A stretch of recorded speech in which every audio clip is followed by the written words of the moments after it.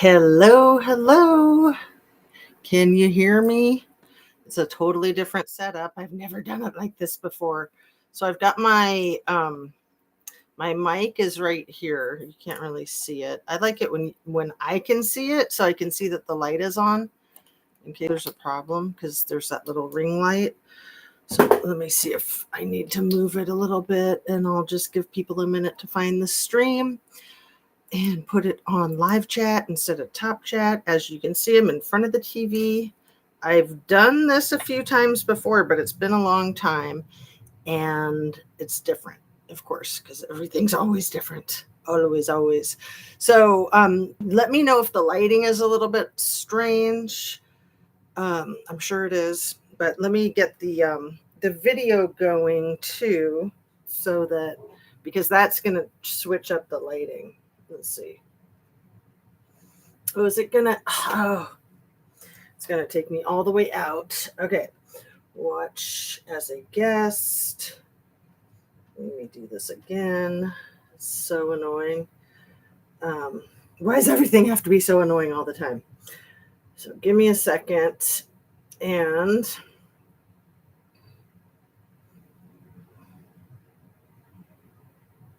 here we go. We need to go to search, go to the search bar, and the Officer Tatum Nolan Wells best friends expose. Just a second. Yeah. And your point is?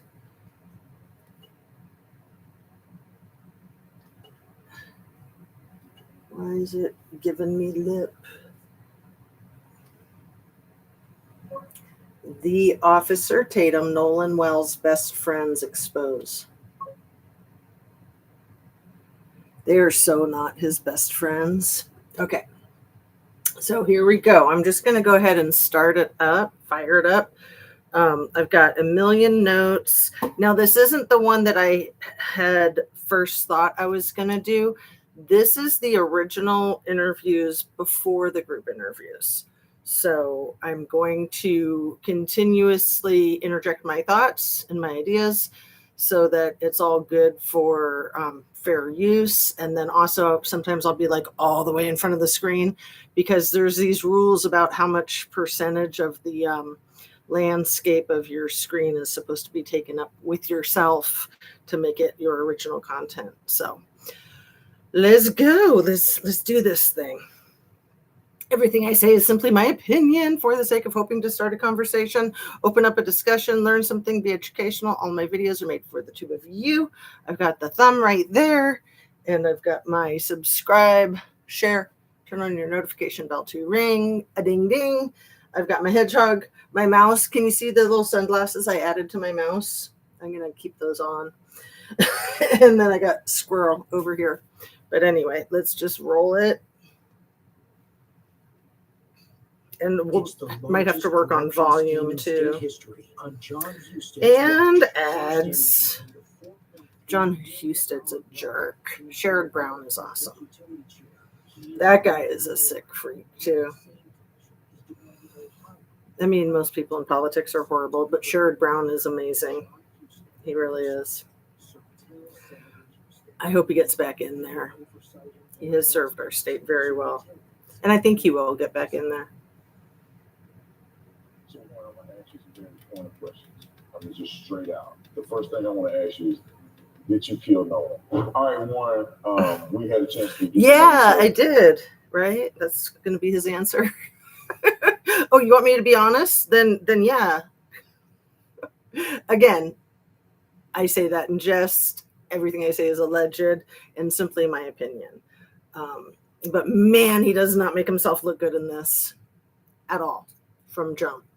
Over the last 2 days, went out to Horn Island. So I've had an opportunity to talk to you about a few things. And the things that you've told me have literally blown my mind. But the world haven't had a chance yet to hear your story, to hear Nolan's story through you, through his friend. And it's not just you. It's a bunch of y'all. And he can't tell Nolan's story. Only Nolan can tell Nolan's story. We know that, but Tatum don't. But you know, some of the other guys were afraid because of the threats and the violence that's been threatened against their lives and all of the above. But you decided that the threats and the violence, that's redundant, and all the above, more redundant. Oh, it's so awful. It's the threats. It's the violence. It's all of the above. The threats are violence, right? Threats of violence. Like, let's be over dramaculous. Yeah, drama queen. you wanted to take this bold step and give a statement and, you know, get your side out here. And I want to start with the brightness. It'll get better, I think. What was your relationship? See, the problem is it constantly adjusts.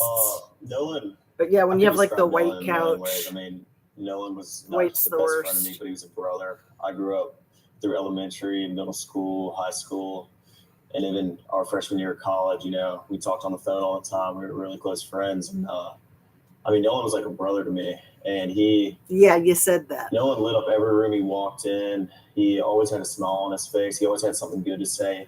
I've never seen Nolan get in an argument with somebody and say bad things about someone. You know, there's a lot of people that talk crap nowadays, and Nolan was never that person. Sweetest soul ever. And I mean, I had a great relationship with Nolan.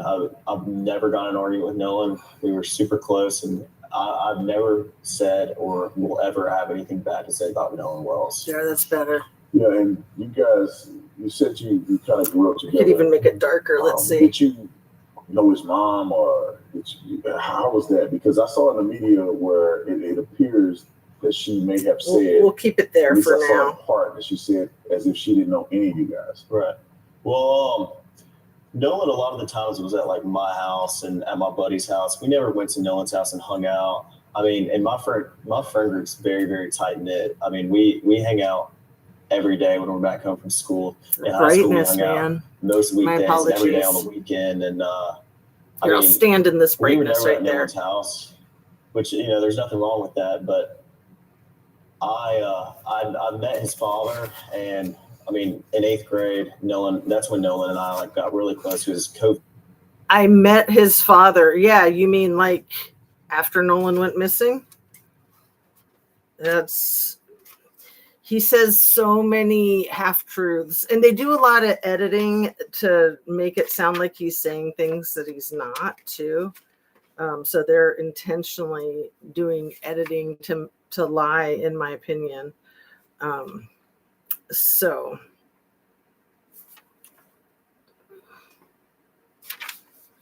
let's see.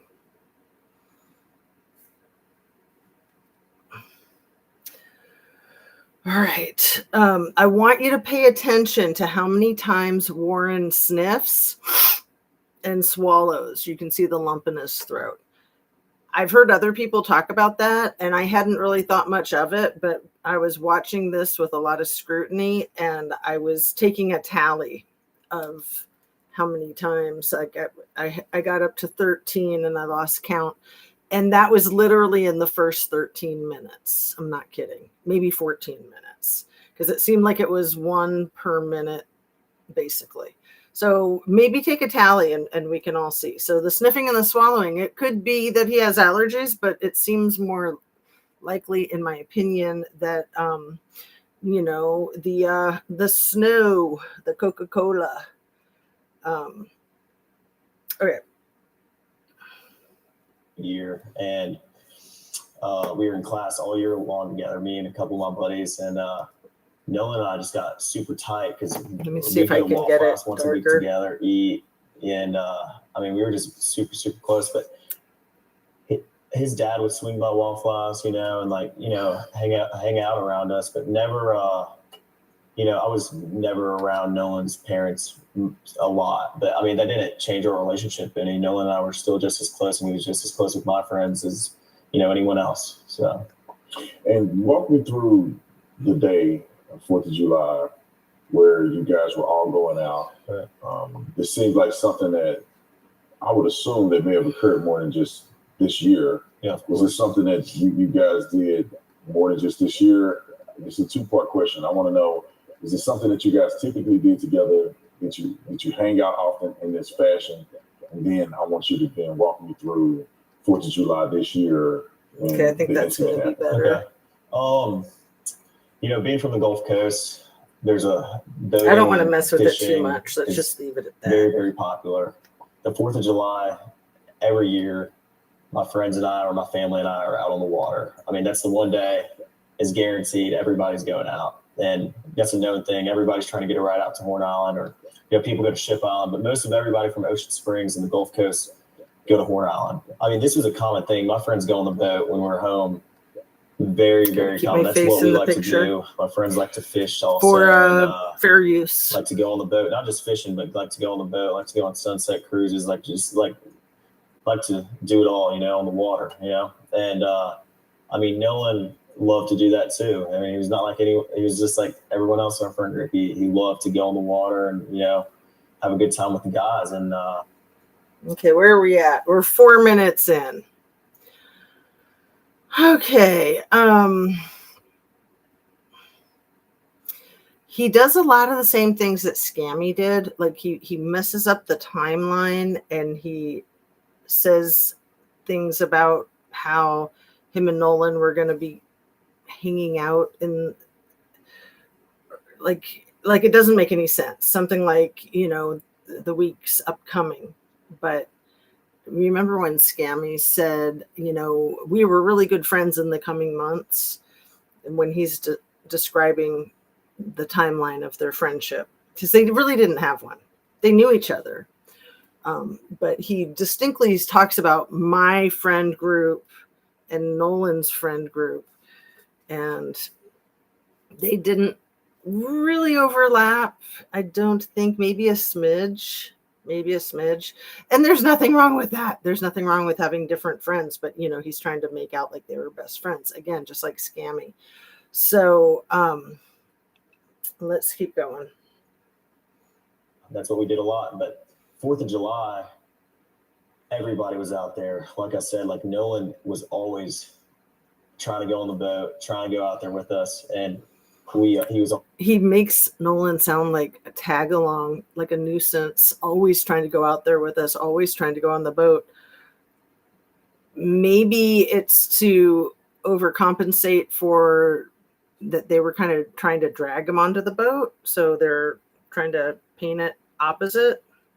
Always welcome to come. Nolan was always out there with us. And, but started 4th of July, my buddies and I had talked about this week's upcoming. Everybody's very, very excited for the 4th of July. There we go. Like my buddies and I talked about this week's upcoming. He probably means we started talking about it weeks ago.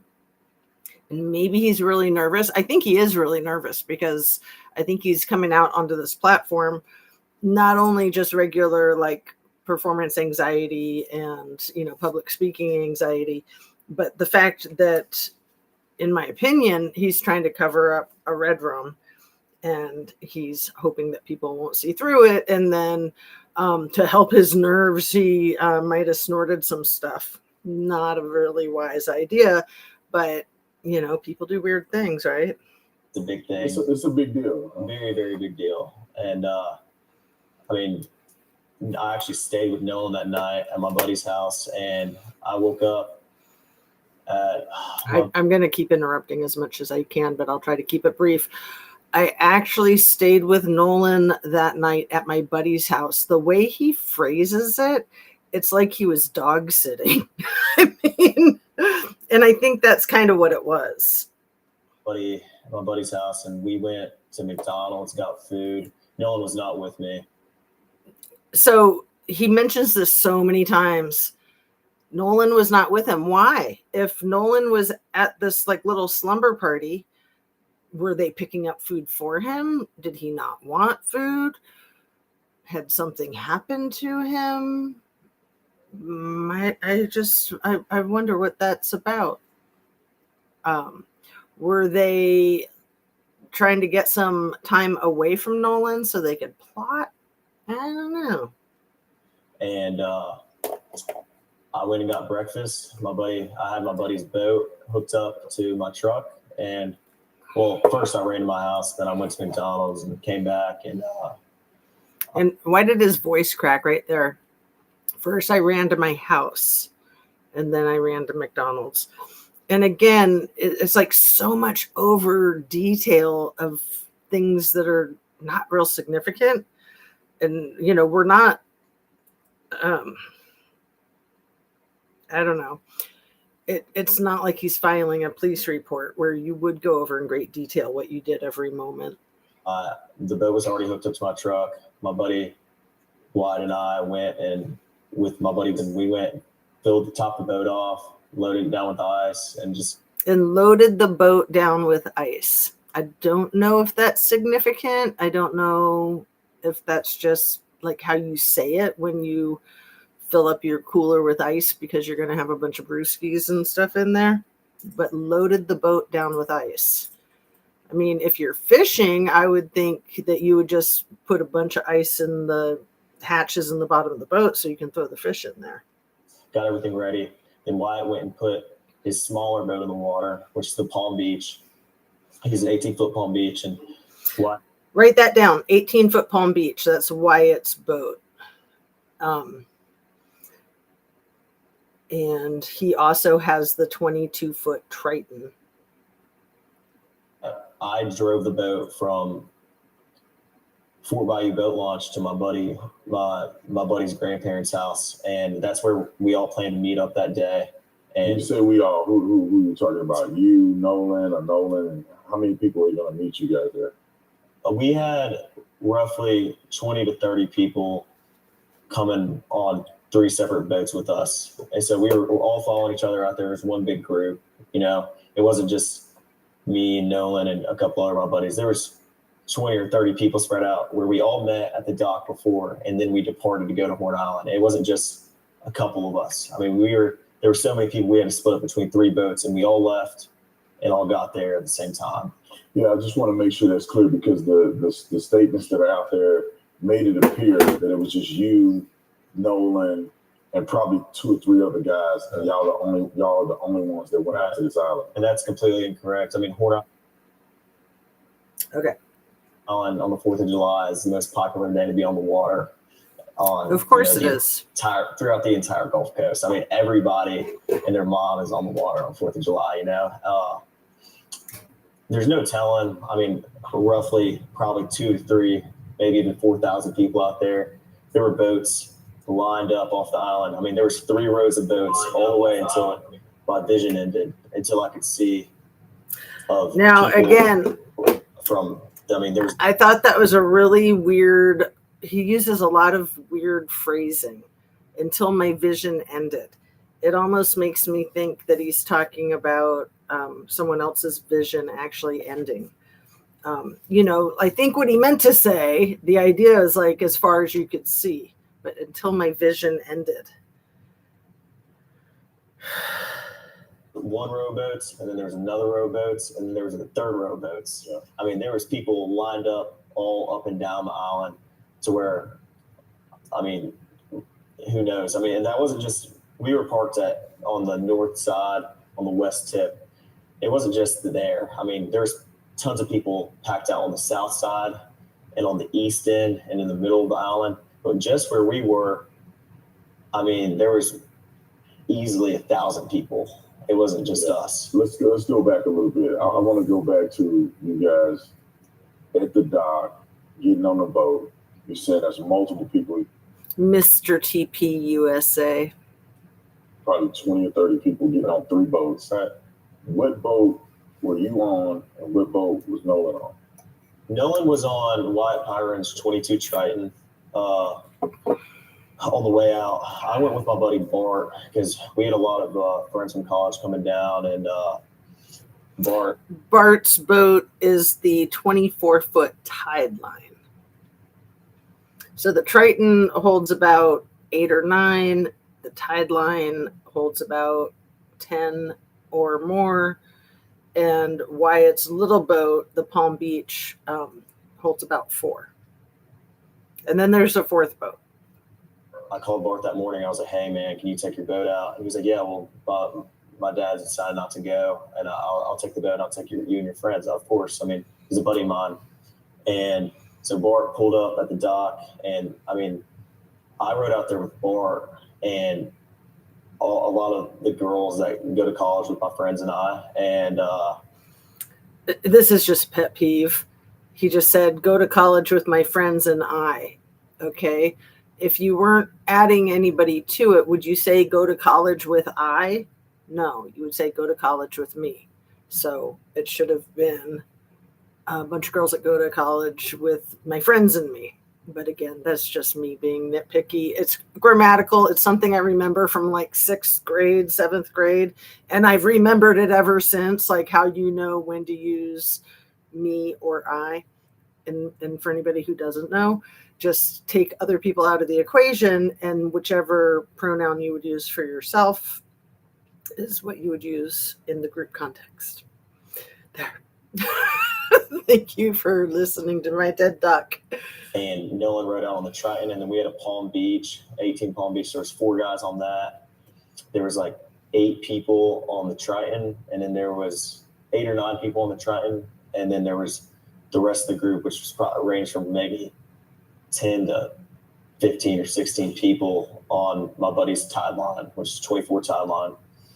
And so you guys get on, and I know a little bit more than the audience do because we went out there a little earlier because I wanted to see exactly what the drive was like, what the dock was like, how far it is out there. Of course. But I want you to tell, the audience, like, what was this? Here, I'll get in the way of this douchebag so you don't have to see him. Did you guys do anything in between the time you rode and the time you get to the island? Was there music? Is it like a big party? Like, what is that? Yeah, well, I mean, obviously music's blasting. It's 4th of July, man. I mean, everybody's really excited. And I mean, we had a lot of people loaded down. So obviously our biggest, we're just trying to make sure everybody, gets out there safe. And so, I mean, on the way out there, it was pretty calm. I think it was blowing like 3 or 4 knots. I mean, the waters were clear. It was a great Again, his voice just cracked. So he is at least 19. I think he's 19. Do boys' voices continue to crack at that age? I mean, mine just did just now. That's the thing. Whenever you criticize somebody for doing something, you're going to do it in the very next moments, right? So I don't know. I'm just wondering if it's his nerves. Again, I think he's really nervous.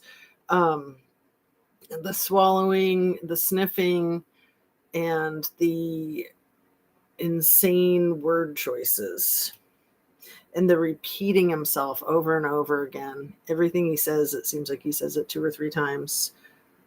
To be on the water, sunshine, not cloudy at all. And I mean, it was a great day to be out there on 4th of July. And so, I mean, we followed each other out, and I mean, it was calm. It was calm. On the way back, it was a little more rough, but it was not anything all my buddies' boats couldn't handle, or like it wasn't like we were getting really beat up. Again, the word choices. It wasn't like we were getting really beat up. Interesting word choices. It wasn't like we were getting really beat up. I think it's really significant. Anything. I mean, it was pretty calm. And so you guys get out there. I'm assuming that you line the boats up because I'm envisioning the picture of getting out there, and there's hundreds of boats. Mm-hmm. There's thousands of people. Yeah. So it wasn't just try to obscure him. Of course not. A few people. This is thousands of people out there. Because he's so yucky. Doing what? What does it look like when you first in my opinion? I pull up, and we pulled up at 10:30. I mean, it wasn't. I mean, early afternoon. I mean, it wasn't. But 10:30 is still pretty early in the day. And when we got there was already 3 rows of boats lined up all the way. And remember how skinny he is here and how much skinnier he is now, 6 weeks later. And like I said, until I could see, and so much skinnier. All you can see, you're speaking about miles. Yeah. Of boat. When we went out there earlier today, but when we went out there, the island is massive. Correct. I mean, it's just several miles long. Roughly 10 to 12 miles. I mean, it's. So you think that the boats were stretching from one end to the next, or just a small area of about a mile or less than a mile of boats? Well, I mean, I think there was boats all the way around the entire island, but I think some spots were more popular than others. Like the west tip is usually very, very crowded on the 4th of July. And everybody knows that. So that's where a lot of people park because they want to be around other people. And the east end's a little more, there's not as many people, but there's still a lot of boats out there. I mean, it's not like no one, I mean, every area of Horn Island is covered 100%. Wow. So you get out there, y'all jump out. What do? You know, when I say jump out, you obviously not just sitting on the boat. The island is there. Like, what exactly are people doing there? Like, are you spending more time in the water, on the island, in the boat? Like, how is that look out there? I mean, everybody, as soon as you get there, I mean, there's people on boats, grabbing drinks and, food, whatever else up. Like, I mean, everybody is fully prepared for the 4th of July. They bring, all the drinks and food that they need because, I mean, they've been preparing for 4th for a little while now. But when we got there, I helped my buddies tie the boats up because I'm still trying to find that part of one of the interviews where he says that they started planning this 4th of July 5th last year of 2025. If anybody happens to find it, I think it's in one of the group interviews, but we'll be going over those in the coming days too. Sure. The tie line was right here, the Palm Beach was in the middle, and then the Triton was on the outer side. And there was about a drop off from where the bow was. I mean, if you jumped off the bow, you were probably about neck deep in water, but if you got off the stern, you were probably waist deep in water. I mean, but when we got there, we tied up. So the bow is the front of the boat, the stern is the back of the boat. Got, bow and rear anchor set, and we tied up all the boats, made sure they were good, and everyone just got on the water. And then eventually, next thing you know, it's our group, and then, next thing you know, there's 50 other people around us, and then it just grew and grew as the day came on. And I mean, that's just how it was. Everybody's drinking, I mean, it's 4th of July. Everyone's just trying to enjoy themselves. And, it's a big party, basically. Big party. Yeah, so y'all pretty much having a good time. Just like anybody would imagine, 18-year-olds, probably 20-year-olds, college students, out on the island, women. You probably had alcohol. So y'all having a good time. Yeah, of course. And so where's Nolan? Where is the outrage for the drunk driving while driving boats and underage drinking, and who supplied the alcohol? Yes. You guys out there, the friend groups out there, 3 boats full of people that came out there that seemed to be the closest friend group. Right.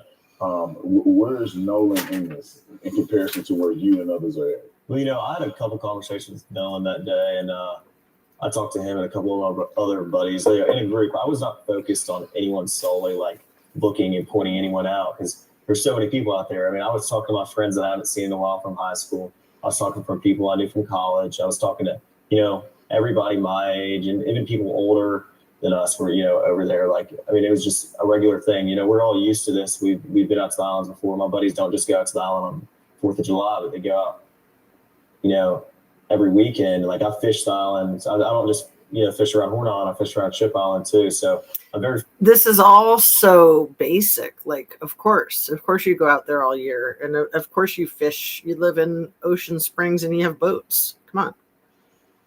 Like, is that really what we're here to talk about? Get back to the point. Familiar with the islands, and I feel like it was just a big.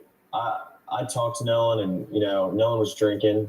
Everybody was drinking, most of everybody, and I mean, Nolan seemed completely fine every time I talked to him. We had just regular conversations, and Nolan was making me laugh. I had a couple conversations with Nolan and Javon, Nolan and my buddy James, Nolan, and I mean, I could tell you. Yeah, we don't hear a lot about James. I'm curious about James. I mean, I talked to Nolan a couple times, but it wasn't like I was strictly sitting there talking to Nolan the whole day. I mean, there was hundreds of people I knew out there, so. Yeah. And Nolan said something interesting. You told me about this. See the sniff. The sniff. I thought it was pretty funny. Yeah. He said something really unique. Yeah. Specific. We're 15 minutes in, so he's probably already sniffed 16 times, if you're keeping track. Particularly something he said to you, I would say would be indicative of y'all's friendship. Right. And then he also mentioned something to you about that particular day and what it meant to him. Right. And could you share that? Right. Yeah. So Nolan and my buddy Javon are talking, and I grew up with Nolan, and Nolan's just all, like I said, like just so joyful, like always happy. Like every picture I have with Nolan or picture I have of Nolan, he's smiling. I mean, like he's always happy. If I always need like a shed of light, I'm calling Nolan, And Nolan and I laugh and joke a lot. Like that's how our friend group is. We're really jokingly laugh. No one takes anything that serious. We just Interesting too that he talked about him just now in the present tense. I hadn't noticed that. Nolan and I just laugh. Well, he's not alive anymore. Remember? We enjoy our time together. I mean, there's never. Again, we enjoy our time together. We enjoyed our time together. He's not alive anymore. And it might be because of something you did or are aware of. Any awkwardness with our friend group, we're very, very tight. So if I ever need to get something off my chest or talk to anybody, I'm talking to all my friends. I'm not just talking to like specifically anybody. I would go out, like even if I'm having issues with something, I go talk to my group chat, and my guys are there to give me a hand anytime I need it. And all my guys are, all my buddies are the same exact way. No one. It sounds so girlish. I mean, it would be nice if guys were actually like that they went to each other for support and offered each other support. But that's not really normal, in my opinion. It's very odd. It was the same exact way. If you ever need something, I'm here, man. Like that's how he was. So we're in Mississippi right now. We're getting ready to recount the exact path that the boys took, also with Nolan Wells, from where they docked the boat at all the way out to Horn Island and back. The boys are going to explain to me exactly what went on, how many people were there, how many boats were taken out, which I think the world is going to be completely dumbfounded when they realize what the truth really is, because the lies. The world is going to be completely dumbfounded when they find out what the truth really is, because the lies. Like I said, he's so melodramatic. He's an actor. I mean, PR was what he did for the police department. And then he quit so that he could start up his podcast and work for TPUSA. Basic. So we're right here where Nolan left on the boat, and you'll find out how many people were there, how many boats, and then we're going to take that same path out. I'm going to go look at Horn Island. We already found out how many people and how many boats. Okay. And see exactly where they could have been, to get a perspective that the media don't even care to try to do.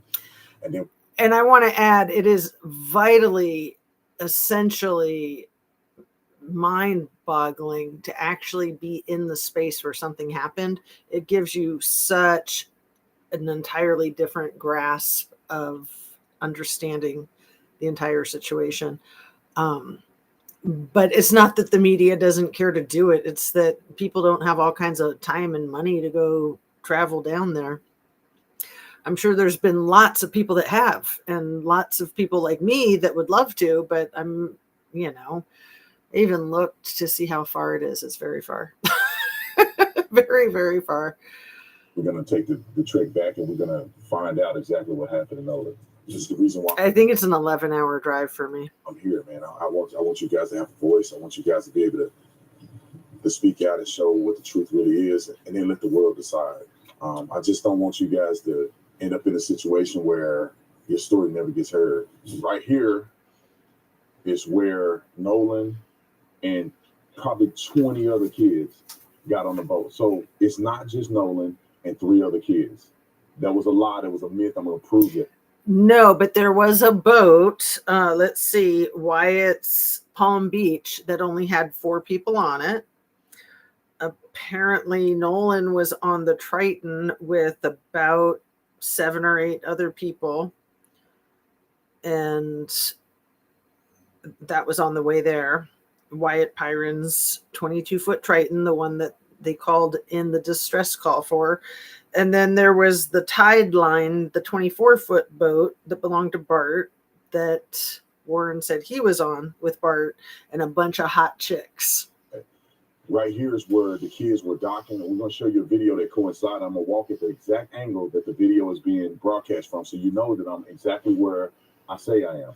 But, and he was really trying to infantilize these kids. You know, these are young adults.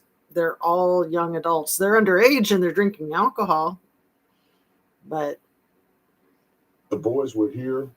Tons of people you'll see on the video is getting onto the boat, and they took 3 boats out. And I want to know whose balcony that is. I don't know if it's Jax's grandparents, because down here you can see one of the boats, and there's the dock is here. And, you know, they were provided this surveillance footage. And then later in the video, Brandon gets access to go up on top of the house. Like, I think he's up on the roof, not even up on the balcony. So I'm thinking it's probably Jax's grandparents, but it might be like Wyatt's grandparents or something. It wasn't just one. It wasn't just Nolan and 3 and 4 boys. It was a multitude of people on several different boats. And some of the boys that they're accusing weren't even on the boat that Nolan was on. But let me show you from the vantage point where I have the video to prove that I'm here where I say I am. And so right now, here's the angle that you're going to see on the footage. It's just from probably that boat to, you know, maybe about 30, 40 feet here to the right. And this is where the video is showing how many people were actually out there, actually getting on the boats.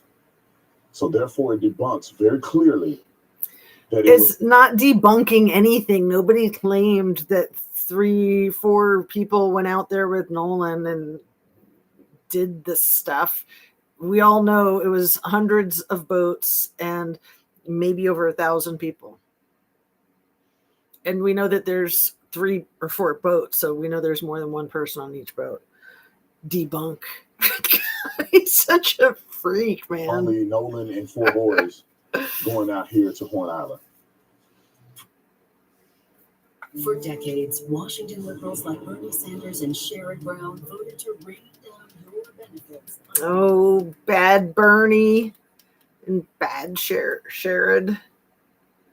Sherrod Brown is a gem. I'm so glad he's throwing his hat back in the ring. He'd been a state senator for a long time, and then he got voted out because of all the money that was sunk into the Republican candidate. And he's back. If he wins, we'll see.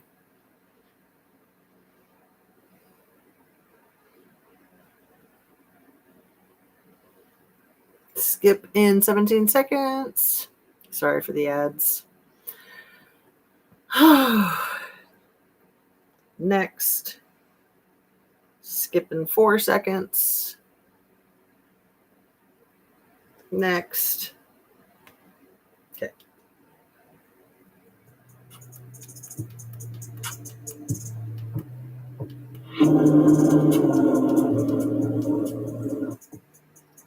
All right, you guys, sorry about the sunglasses. It's very bright out here, and I never wear sunglasses, but we're at Horn Island in almost the exact same position. Here, I'm going to be him. Where Nolan was. So if you look out right here, just so you guys can get a perspective, you have the Horn Island here. But I want you guys to put this in your mind what this was like on that day. You have both. Let me just say, Officer Tatum is in terrible shape for somebody who wanted to be a pro athlete. He's not that old. He's really let himself go. 2, 3, 4 deep. I mean, not an Officer Tatum. From way down there where you can see all the way through here. You have thousands of people on this island. Probably 2,000 people. So this is what some abandoned, secluded island where nobody's at. Obviously, nobody thought it was an abandoned, secluded island where nobody's at. Nobody ever thought that. Come on. Like, you're just wasting everybody's time with your bullshit. This is a Monday, and there's a few people on the backside of the island, not a lot of people here. But on 4th of July, this is a celebration.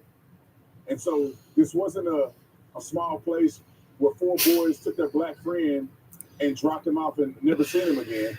This place. Yeah, you're misrepresenting everything. How shocking, huh? This was flooded with people. Tons of people, multiple boats, multiple friend groups. I mean, everybody's here having a good time. And then the boat gets towed out because it was getting ready to sink. And so, and for what I was told, they told Nolan, get on the boat, man. Get on the boat. Get on the freaking boat. And he decided, because he's an adult, that he was going to stay behind. And all the boys that they've been accused. Wait, he's an adult, but they're all boys.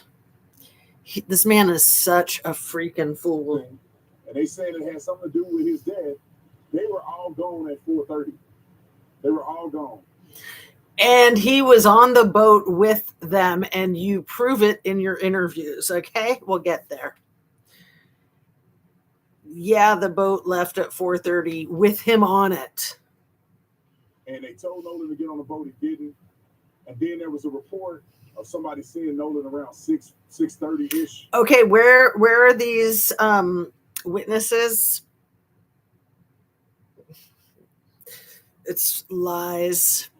And so for them to come out and claim these lies, won't take the time to come to Horn Island, won't take the trip out here to figure out what happened, won't talk to anybody, pushing an agenda is wrong. Who's pushing an agenda, Tatum?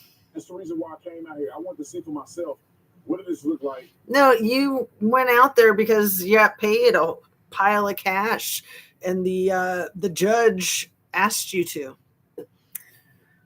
What could have happened?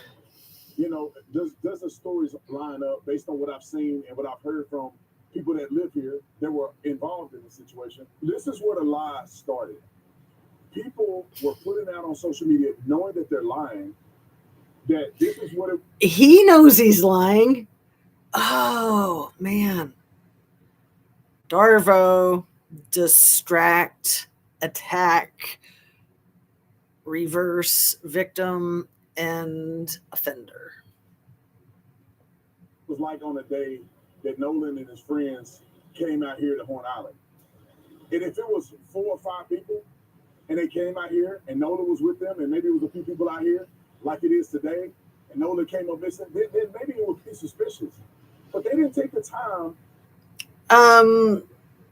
It is suspicious. That's the whole problem. That's why everybody's talking about it still a month and a half later. And we're going to keep talking about it. It's not going away. To give context to the people because they're evil and they're liars. So because they're evil and they're liars. Again, projection. It was like that right now when the situation happened. I can see how people had a concern. But you got to replay this moment with thousands of people here. If anything would have happened directly involving Nolan and his friends, you can't tell me that thousands of people wouldn't have seen anything happen. And so it's not like it's a stage that all these people are focused on Nolan. All of these people are doing their thing. It's a lot of chaos, and something could happen and people might not realize what's going on. There's a scuffle. I mean, apparently there were a few scuffles, right? Pretty much why I wanted to come here and show you guys. This is what they want you to believe it was like on that day, which is a lie. No, nobody's trying to get you to believe it was like that. Like, F off, you freaking pig. They believe they came to a secluded island, just 4 of them, and then Nolan is left behind, and then his body's washed up on shore, and nobody knows what happened. No, and nobody thinks that he was left behind. Everybody thinks that they took him. Nobody could have seen what happened but the boys. It's a flat-out lie. The boys are the ones who are trying to say that they left him there. Nobody believes that they left him there. And then they're like, well, we didn't leave him there. We tried to get him to come with us, but he demanded to make us leave without him. And so we did what he said. It was his choice. Is there anything that you want to say, you want people to know about this whole experience? Yeah, I mean, from someone, if someone's not from here, it's kind of hard to understand, you know, where the island Man, look at those bony shoulders. He's just Skeletor, and he's probably dropped 20 pounds since this was videotaped, he probably had already dropped 10 pounds from the time that it happened. Off and how the island works, but there's plenty of people out here, especially on the 4th of July. That's where people come out to celebrate.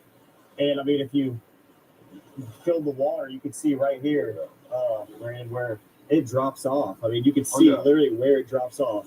So I mean, it goes from about waist deep water right there to neck deep, and then it drops from neck deep all the way to like 17, 20 foot. I mean, oh, so he must have drowned. Okay, got it.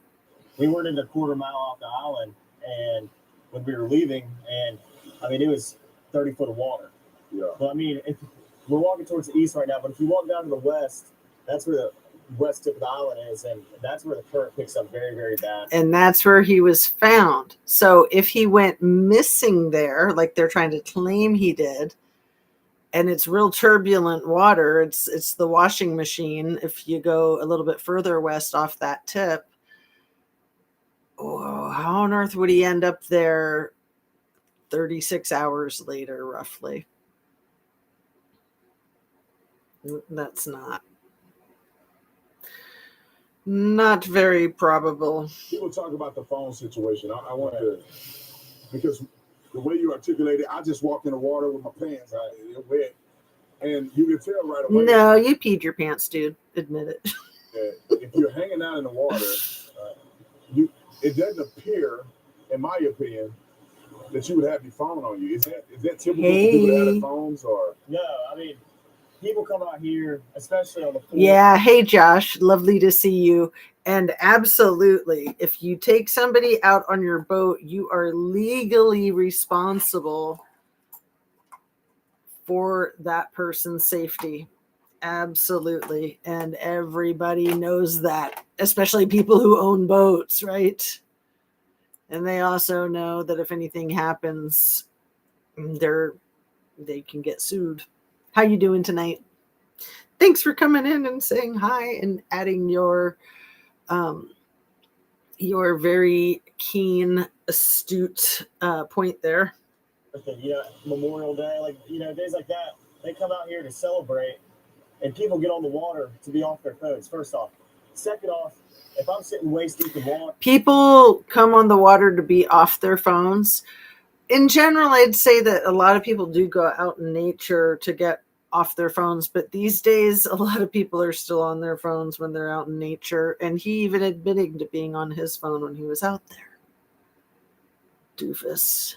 And all my friends everybody's leaving their phone on a boat, in a lake, if you're sitting on a pond, and no one's getting out of the water with their phone in their hand, unless, it's to take a quick picture. But except for when they do. Pictures taken on the 4th of July, we're on the boat. Yeah. I mean, and, salt water, if you drop your phone in salt water, most of the time you're not going to get it back. Yeah. I mean, especially the water's murky right now because there's been a lot of rain. You can't see, the visibility isn't good. The water isn't clear like it was last year around this time. And, no one has their phone, though, usually. I mean, unless you're crazy, I'm not walking around with. Unless you're crazy. This guy is insane. Josh says, what the F? Kids would be taking selfies and crap. And absolutely. And they did. And we're seeing more and more of those videos and photographs coming out. Lies. That's what people do. I mean, and iPhones, you can drop them in the water. They'll last. You can drop your phone in the water for like up to 30 minutes, apparently. Of course, it's not good for it. But yeah. And that's why people have dry bags. When people go on boats, they have dry bags. My phone in my hand, they've been walking around Horn Island, How many people left the phone on the boat? Was it just his phone when y'all left, or right? I mean, other people have phones on the boat? Not. Did you steal everyone's phone or just his? There was at least, I rode out here on a different boat, like I told you, and I grabbed my phone when I left the Palm Beach to get on the boat with Triton. To get on the boat with White because we were having boat issues. And when I got on the boat, there was phones everywhere on the console. Phones everywhere, thousands and thousands of phones everywhere. Everywhere. And everybody's phone that was sitting around the Phones as far as you could see.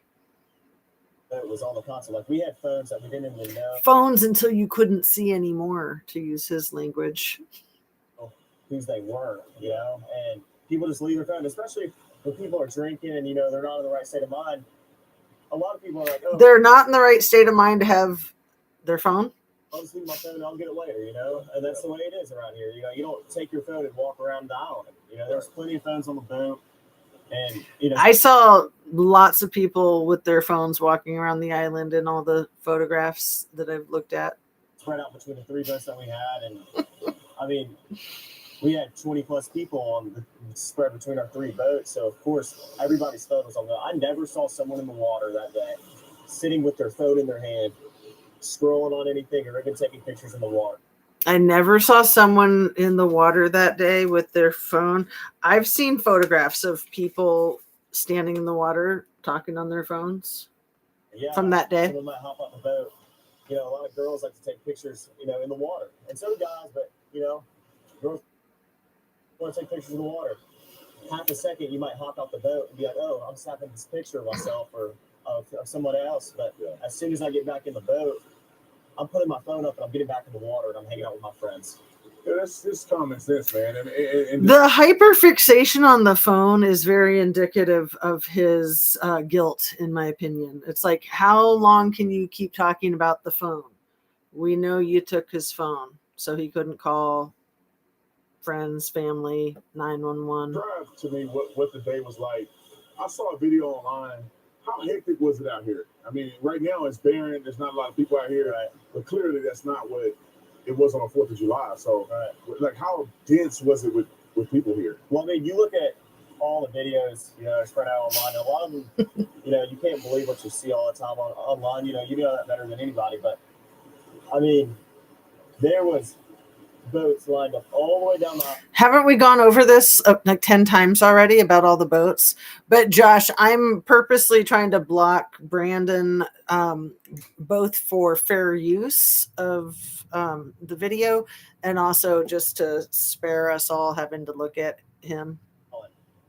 And there was rows. There was the first row, there's the second row. We were in the 3rd row where it drops off, and then there was even boats in front of us. And this went all the way down towards the east end of the island, and then there was people on the east tip.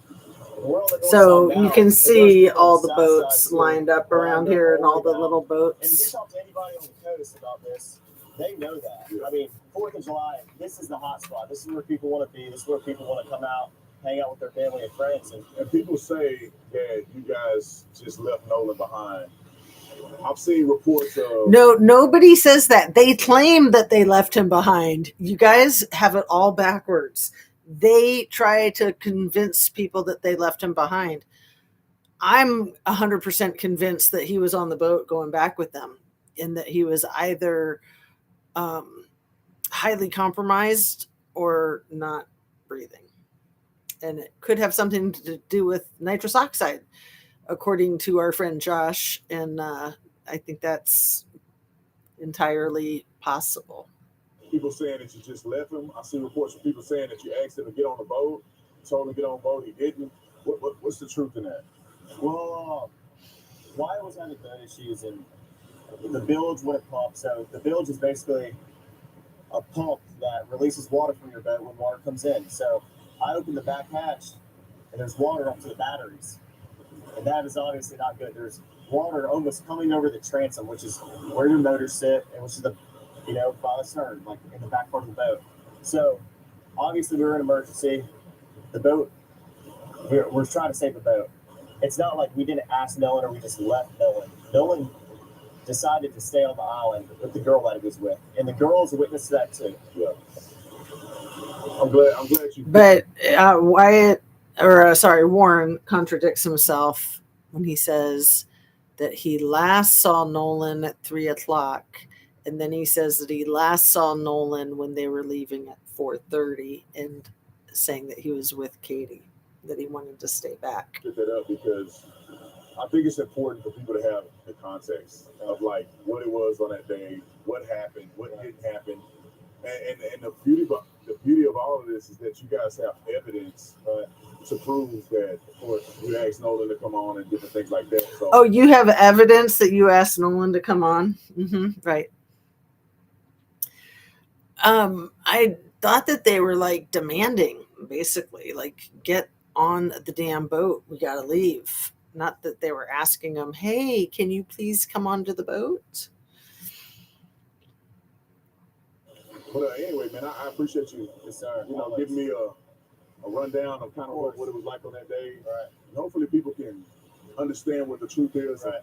and make their own decision on facts. Right. I mean, based off people. There's not a lot of people from this. Well, Josh, don't you want to know more about the bilge pump and how that all works? They're talking about everything except for what happened. Right. And they're just droning on and on and on, just wasting so much precious time that nobody will ever get back. But I feel like it is important to go over this with a fine-tooth comb. The Gulf Coast that don't understand Horn Island and don't understand the way boating works. And, boating is a tight-knit community. I like to fish a lot, and, there's, everybody, a lot of people know a lot of people. Everybody knows everybody. I know a lot of fishermen on the Gulf Coast. A lot of people know a lot of people. Yeah. They know me and my buddies because we like to go in the water all the time. I mean, that's what we do in the summer. And,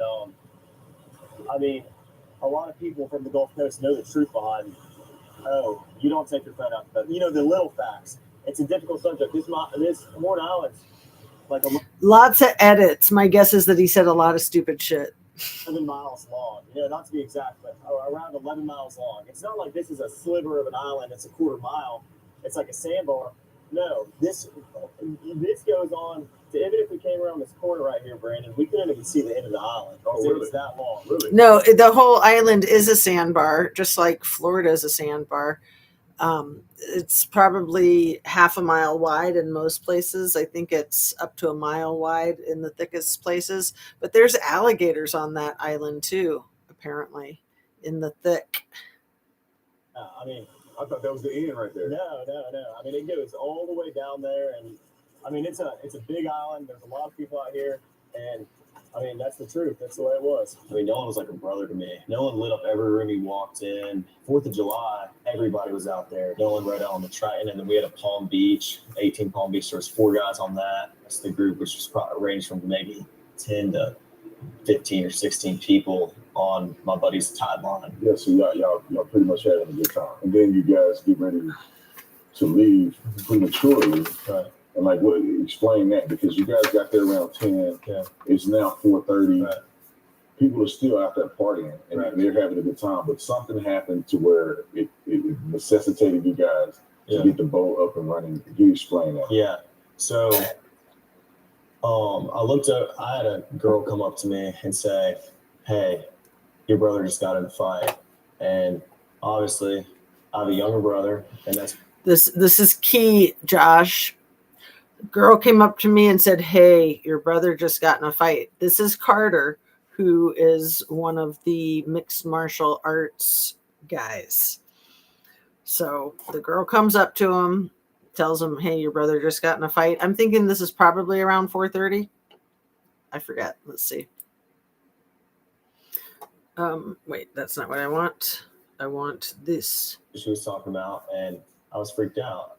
So I walked over to the beach, and I didn't walk over. I ran. He was freaked out.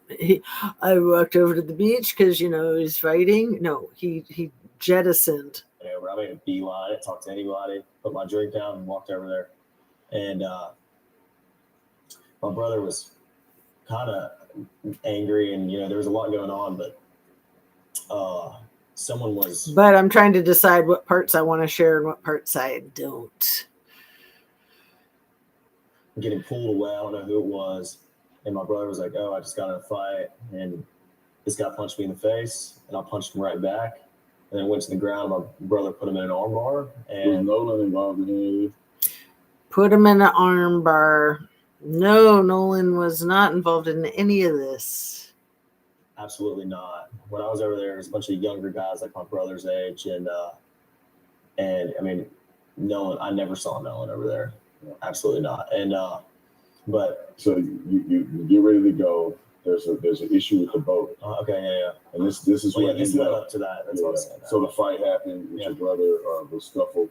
You know, I'm assuming that it was cleared up. Right. You got your brother out of that situation, and then got it all cleared up. Everything was fine. They kissed and made up. How did you find out that this boat is sinking? Well, I walk back over, and like we're probably around each other for a little bit. I mean, you know, I wasn't thinking anything about it. I told my brother, I pulled my brother off the beach, and I was just like, listen, get in the water, hang out with us, calm down. I pulled my brother off the beach. Did you have to like drag him? Was he like wanting to still fight, or was he injured? What do you mean you pulled him off the beach? That's kind of weird, isn't it, Josh? I mean, he was calm, but I didn't want anything else to happen, you know? And so once I got back over the boat, I got on the Triton, and the Triton had probably about 6 inches of water up to the transom. And I was freaked out because I'm good friends with Wyatt, and that was his boat. And I was freaked out because I'm good friends with Wyatt, and that was his boat. Okay, if a boat is taking on water, yeah, you're going to be wanting the boat to not be taking on the water. Come on. Whether you're friends with the owner or not. You know, no water's coming out, no access water's coming out. And, you know, it was a big issue because I think the reason was because there were so many people getting on and off the boat. And at some point, the boat was very, very crowded. And there was just a lot of people on, so that it drags water in. And eventually, I think over time, we were out there for a couple hours. The boat just started filling up with water. So I popped the starboard side hatch, and the battery was completely underwater.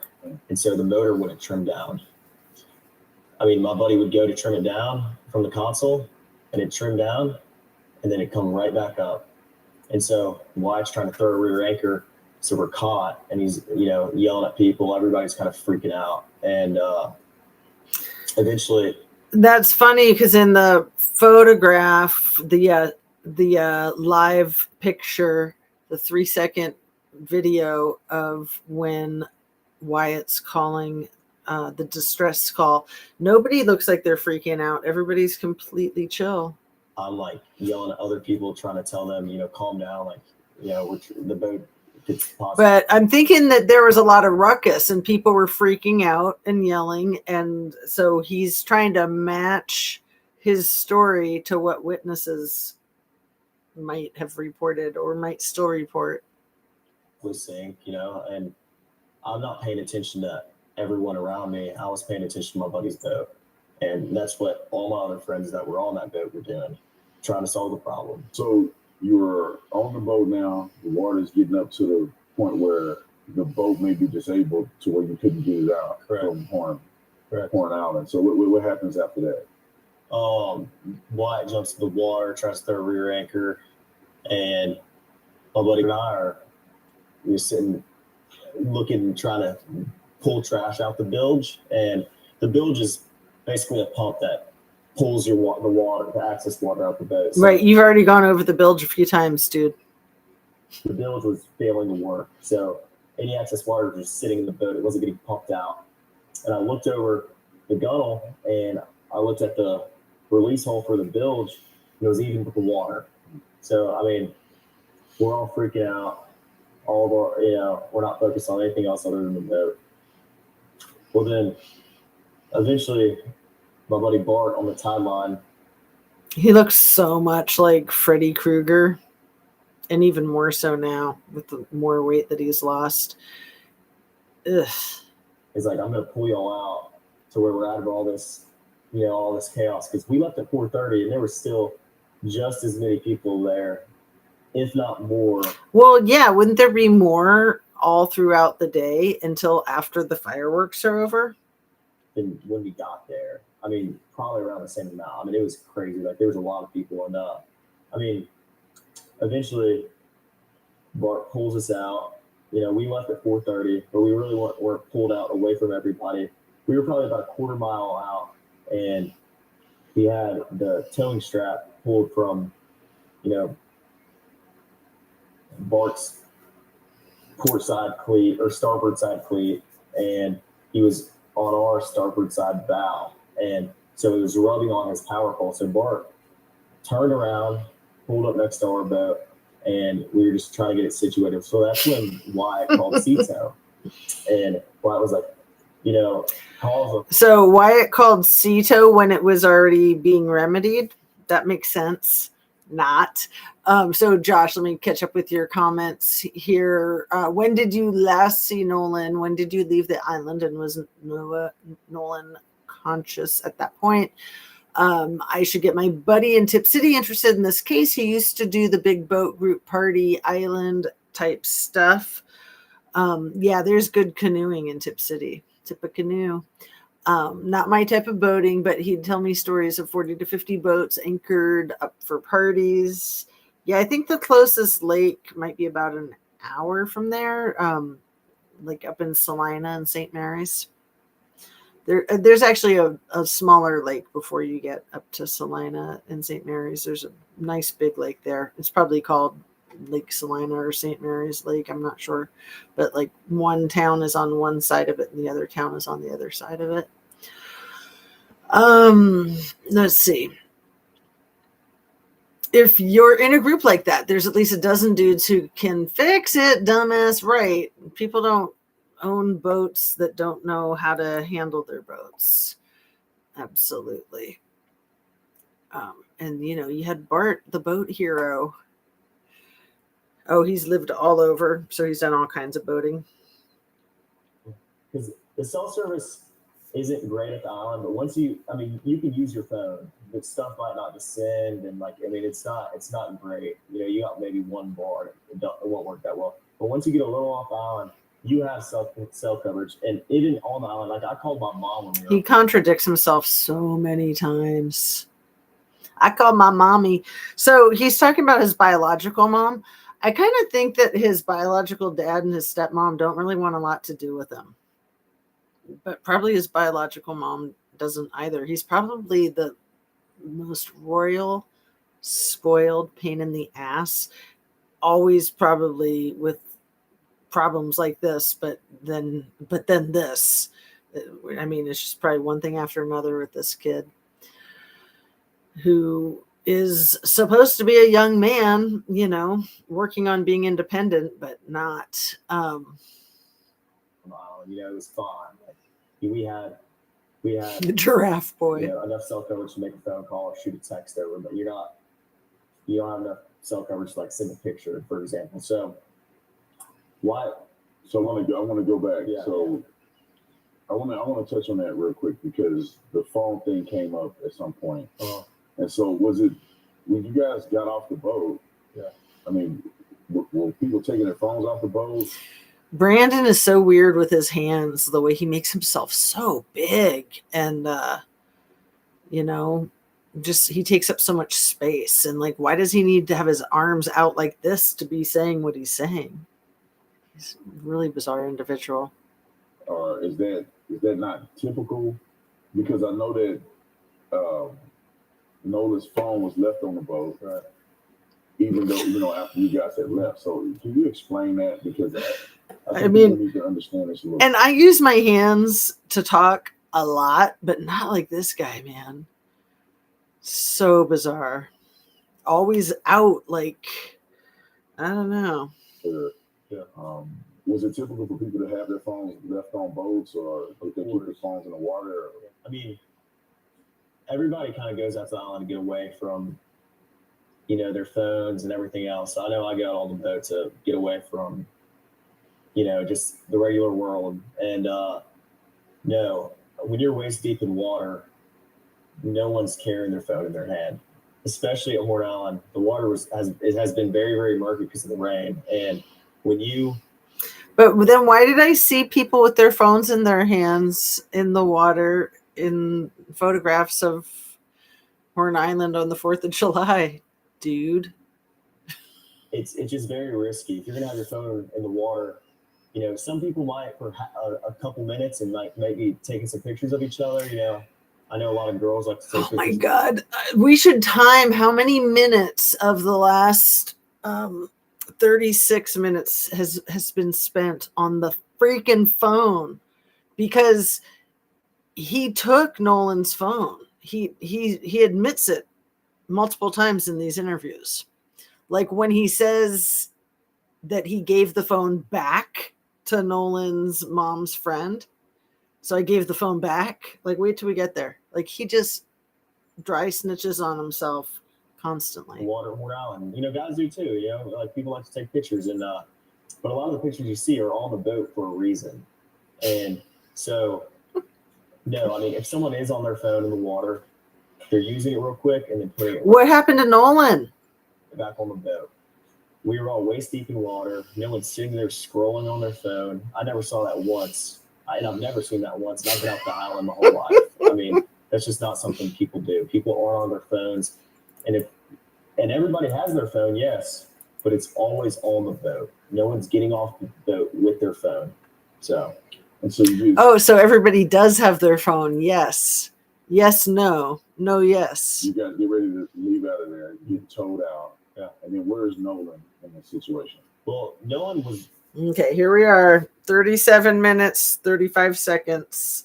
The last time I saw Nolan was 3 o'clock.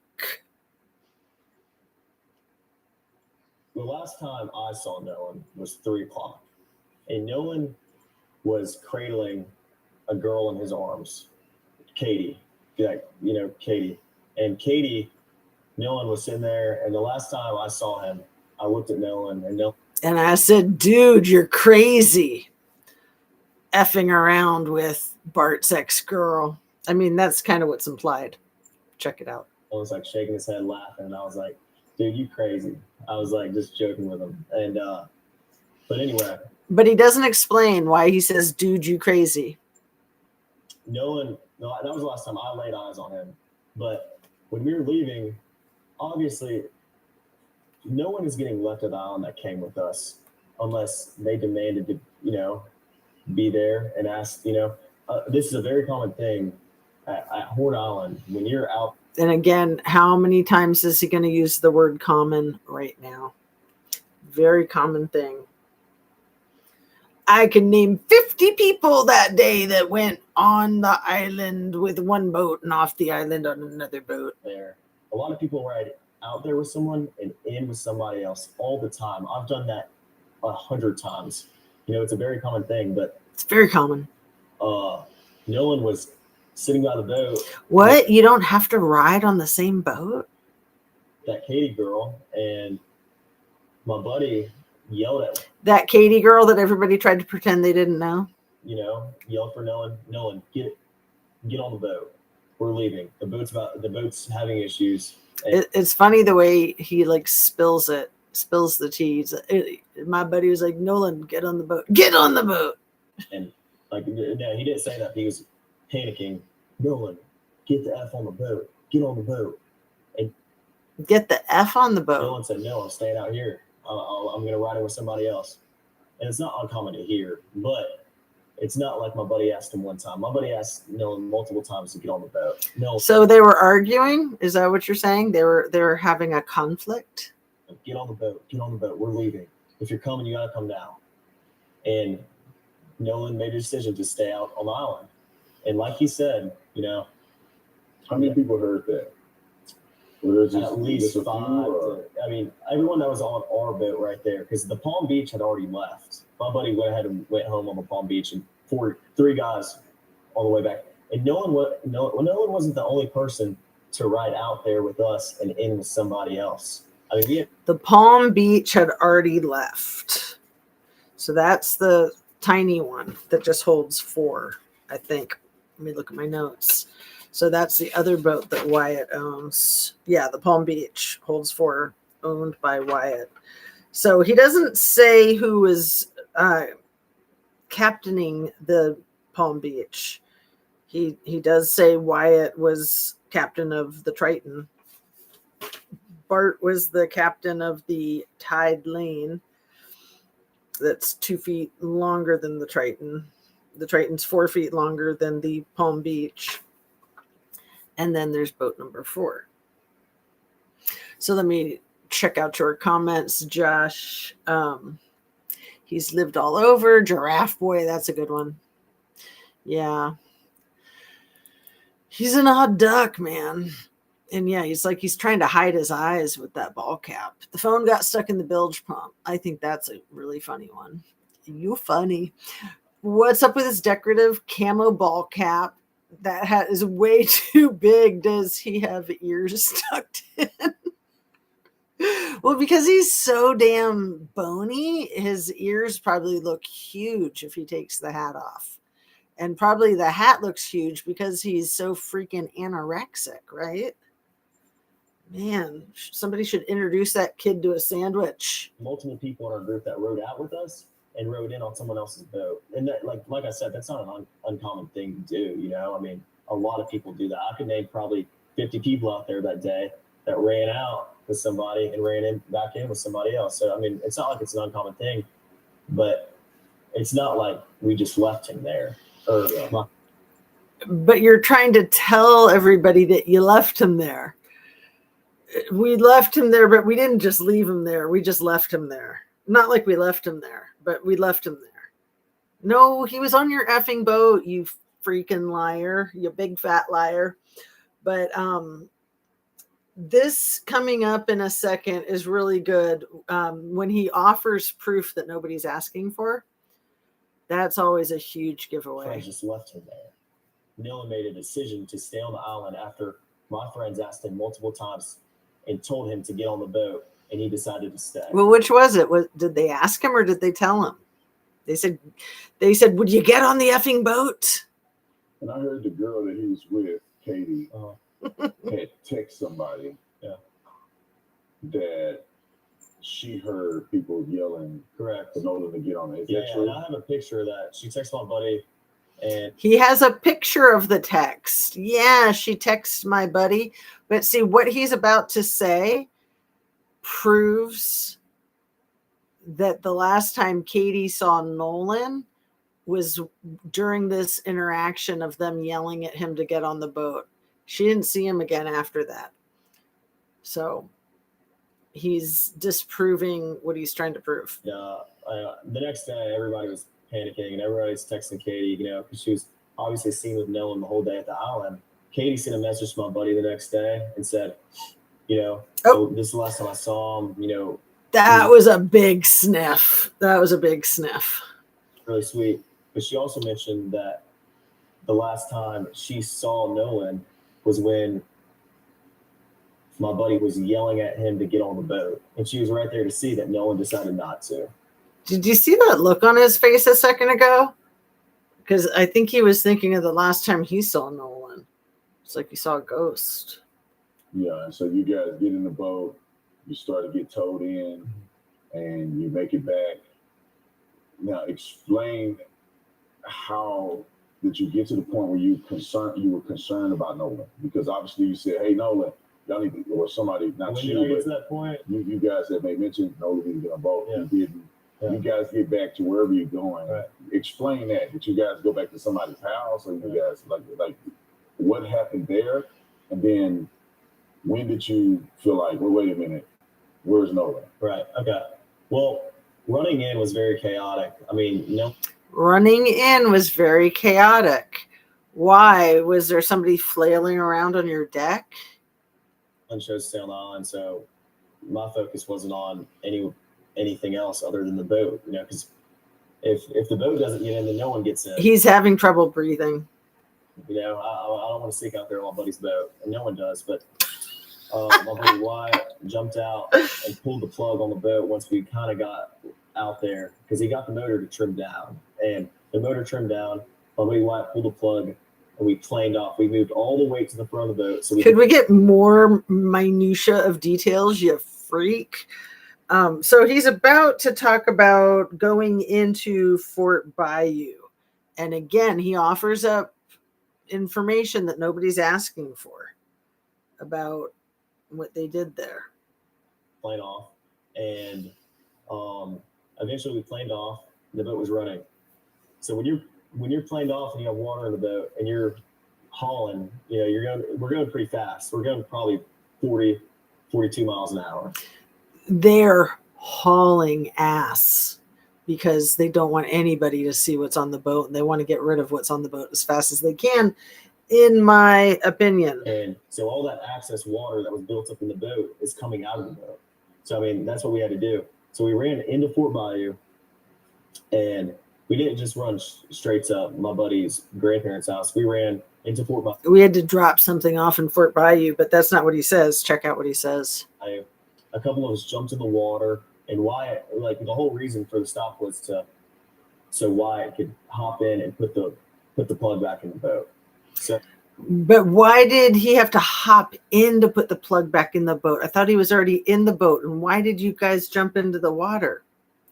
You're not making sense. Then after that, we went and docked it, and I went back to my buddy's house, and we ate and napped for a little bit. It was a long day at the island, so we were all tired, and eventually we go over to wait a second, and I'm going to rewind that for a minute, for just a few seconds. This is when he talks about eating some food and they were tired, so they slept. So they get back. It's probably around 5? No, it's more like 6 o'clock. It's probably about 5:30 because they left at 4:31, and I think it took them like 50 minutes. And so they eat and they sleep, allegedly. Let me rewind it for just a second here.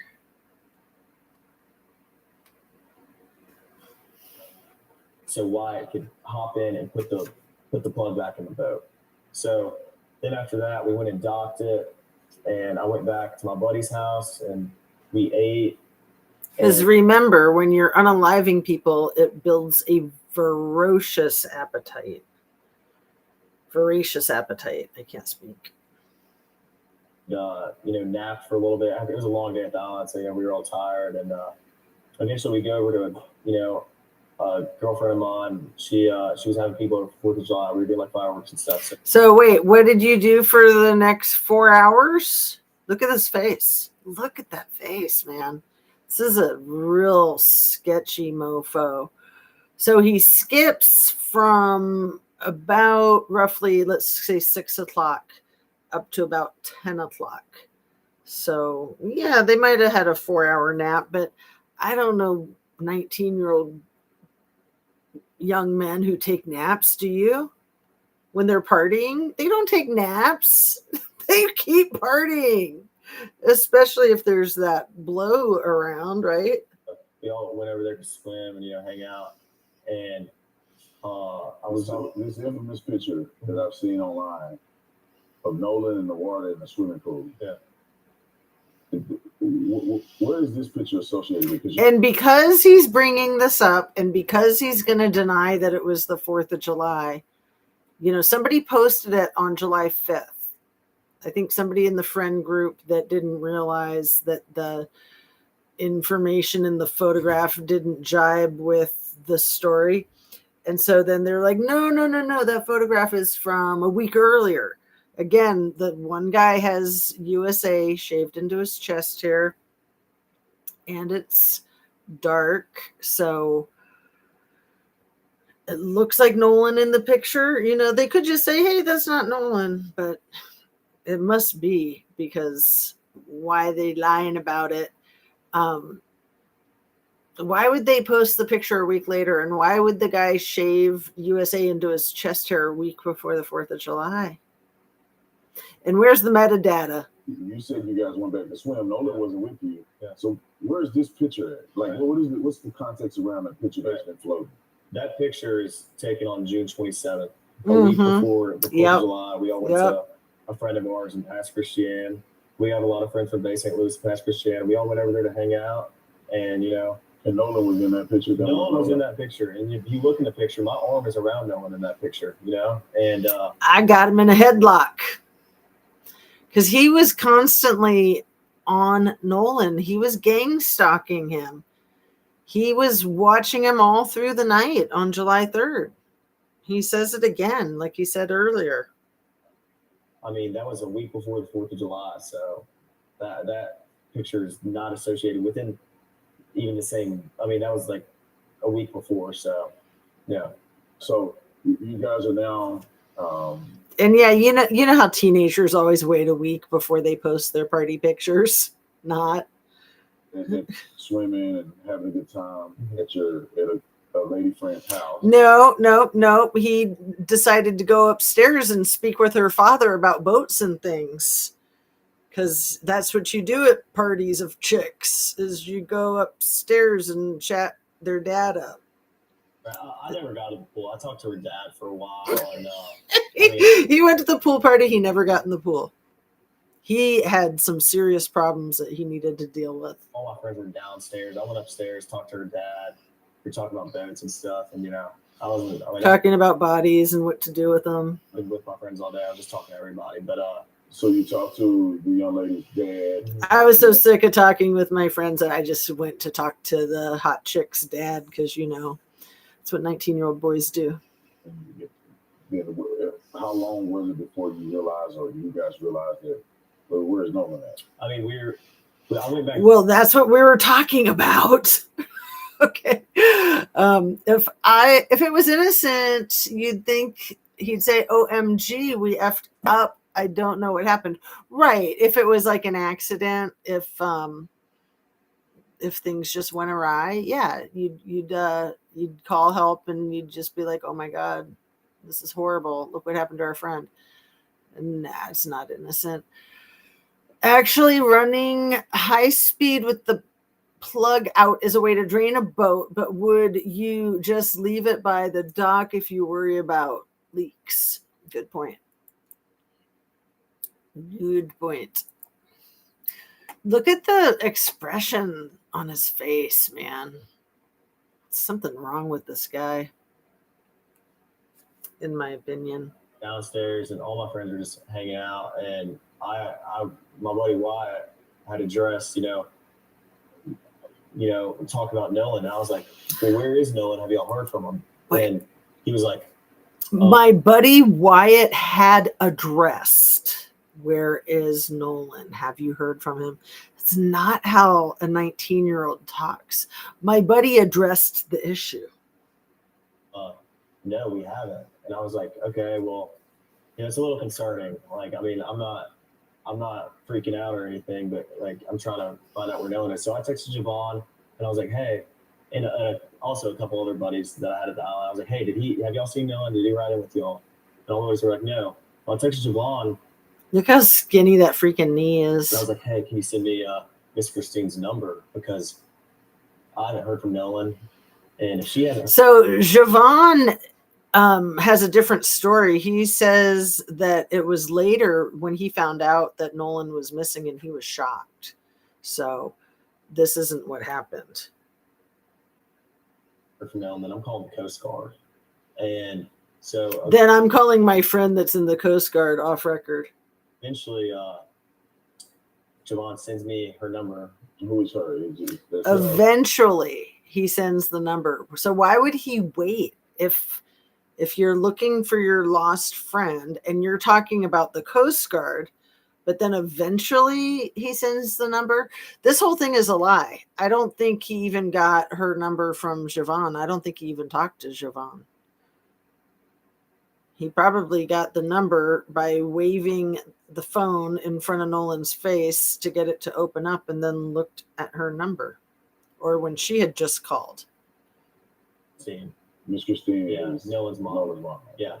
And I walked down to the dock because, I mean, there's a lot of people there. It was not a lot, but, there was probably 15 of our friends there. And I was just like, walked down to the dock with a couple of my buddies, and I got on the phone. I called Miss Christine, called her the first time. She didn't answer. I called her a second time, and I got on the phone with her, and I asked her if she had heard from Nolan. She said no. Man, he has like cotton mouth. Like he is having trouble talking. He's having trouble breathing. If they had him hooked up to a polygraph right now, they'd be like, lies, lies, some more lies. And I said, all right, well, don't freak out. I'm going to call the Coast Guard. And don't freak out. I'm going to call the Coast Guard because I'm not freaking out. And this was at about 11 o'clock. So what's your intent in calling the Coast Guard, right? Because right now, Nolan could be with a chick. He could be with somebody else. Right. He could have gone back with somebody else. What made you concerned enough that you felt like you couldn't weigh it out anymore? You had to call the Coast Guard. Well, I mean, like I said, my friends and I have been on the water our whole life. Stuff happened. Wait, my friends and I have been on the water our whole lives. Like, distraction. Like, he just asked you a very pointed question. People die all the time. I know people that have died out there. People die all the time. Is he saying I know people who've died out there? Let me rewind it 10 seconds. Call the Coast Guard. Well, I mean, like I said, my friends and I have been on the water our whole life. Stuff happens. People die all the time. I know people that have died out there. And, you know. Wait, he knows people who have died out there? It's funny because at another point in the interview, he says he hasn't really ever known anyone who's died. It's a fun place to be, but it's also a very, very dangerous place to be if you're not handling it right. And if you're not handling it right, you mean if you're black? No one. So I hadn't heard from him, and obviously, I'm thinking I'd way rather be safe than sorry. I mean, I would rather call the Coast Guard 100 times and lose my mind over it, my buddy be okay, than, you know, not. But you said you weren't panicking. Everything was fine. You're just calling the Coast Guard just because you know so many people who've died out there, and it's dangerous if you're not handling it right. And, you know, me not know where he is and him not be okay. And me not know where he is. That's a perfect quote, isn't it, Josh? Me not know where he is. Okay, good humor. And so I called the Coast Guard, and I talked to them on the phone for like 20 minutes. That's a really long phone call. Gave him a description, what no one was wearing, the last place we were at, the last time I saw him, who were we with. That does not take 20 minutes. But we were on, the conditions of the water, just, you know, just a summary. And I called Miss Christine back after, and I talked to her. And I said, I got to again with the cotton mouth, the swallowing. Check the Coast Guard. I'm not sure who she called or, you know, what she did, but she says that he told her who to call. That he said, I'm going to call the Coast Guard. You call like DNR or something like that, you know, Department of Natural Resources or something. But then she did, and she got the runaround, man. Nobody would take her report. And it was kind of like they were passing the buck, and it's sort of like maybe Warren had already given them the heads up. Because then they were telling her she had to call the Coast Guard, and then the Coast Guard was telling her that she had to call them. And then finally, Sheriff Ledbetter took it. But again, like it's a jurisdictional issue. You know, if it happened on the island, it would be federal. If it happened on the water, it would be the maritime. And if it happened back at the land, it would be the sheriff. So yeah, it happened back at the land. And she was going to make a couple phone calls to either DMR or Jackson County Sheriff's Office. And yeah, she called them both, and they both said, yeah, you got to call the Coast Guard. And then she called the Coast Guard, and the Coast Guard's like, yeah, you got to call DMR and the Jackson County Sheriff. I mean, yeah, I was thinking worst case scenario. Like, I mean, you know, I would way rather be safe than sorry about that, you know. Yeah, so you call, so it says you call me. Sorry for the yappy little doggy. Mookie, calm down, baby girl. They've already eaten. That was the first phone call that you got from anybody. That's the first phone call, like, at least I made. And I would assume that's the first phone call she got from anybody because Javon hadn't called her. And, you know, there's nothing wrong with that, but Javon hadn't called her.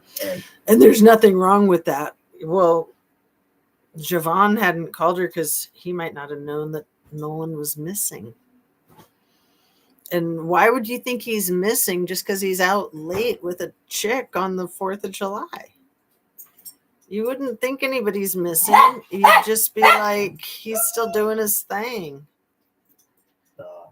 I mean, I was just worried about my friend. You know, stuff happens out there. You wouldn't worry about your friend if he's just hanging out with a chick. But yeah, I've heard that stuff happens out there, you know, with people in white robes and things and fires. boat problems. It could be anything, but I mean, there's a lot of stuff that happens out there, and I was just worried about my friend. It's a lot of stuff that happens out there. Historically, that's what they do at Horn Island, allegedly. And so you guys made that call, nothing that night, and I'm assuming you wake up the next day, and then what happens? I wake up the next day at about 7:30, and my dad had texted me because. And again, I don't believe a 19-year-old waking up at 7:30 in the morning the day after a holiday, drinking out on the water all day. I think he was up all night. That's just my opinion.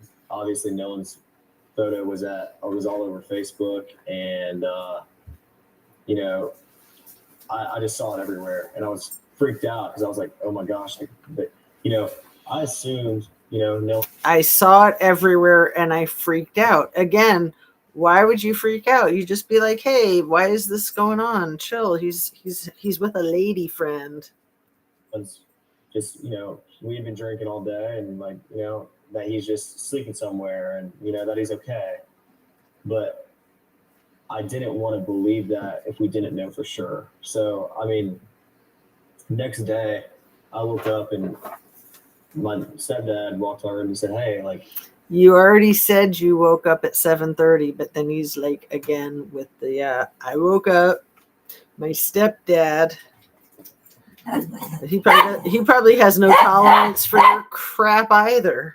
They heard anything about Nolan, like, what's going on? Because I hadn't spoke to him, and he was like, I was like, yeah, no, like, I don't know. I just got up, and he was like, all right, well, we're going to get on the boat and looking for him. And like, this stepdad is probably like, what the hell did you do now? yeah. So I got my buddy Ricky, I got my buddy Brooks, I got my buddy Jax. My mom came on the boat with my stepdad. Okay, Ricky is brand new to me. Brooks is Bart's little brother. Yeah, and we all went out there and looked.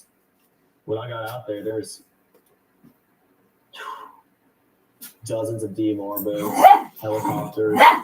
When I got out there, I crapped my pants because I realized I was in big freaking trouble. This is serious. Planes flying over Horn Island. And this wasn't just Horn Island. There was also Ship Island they were looking at, I'm sure, and Chandelier Island, Petty Boy. I mean, it wasn't just Horn Island specifically, but where I was at Horn, there were boats everywhere, and not just like random boats, but like, you know, marine resource boats and, you know, cops and, you know, sheriff boats, cops were swarming the area.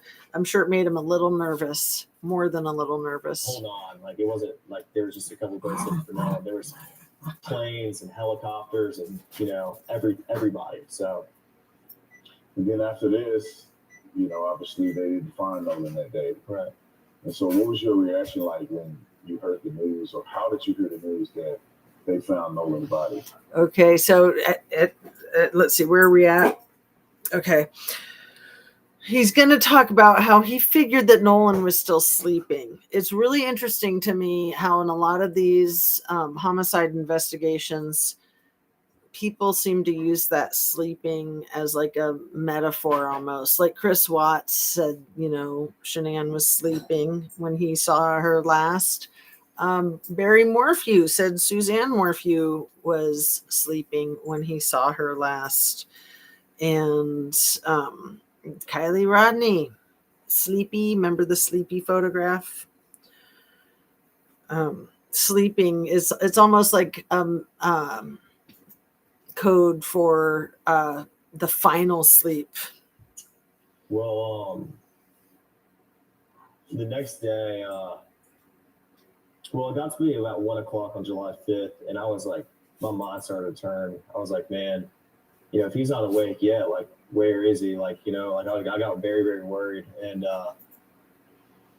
you know, I was with my buddy Brooks the next day, and we're driving, and my buddies were texting under each other like, hey, listen, I got a phone call from my buddy Trace, and he was like, hey, man, they just found his body.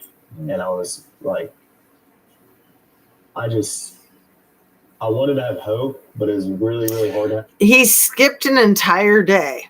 He went, and unless they did that with the editing, He went from the 4th of July to the 6th of July. He skipped the entire day of the 5th of July. And remember, his mom posted on social media that he was flipping out all day on the 5th, that she'd never seen him like that. But he says, you know, he thought that his friend was sleeping. And yeah, interesting that he skips the whole effing day. And he just goes as if this is the very next morning.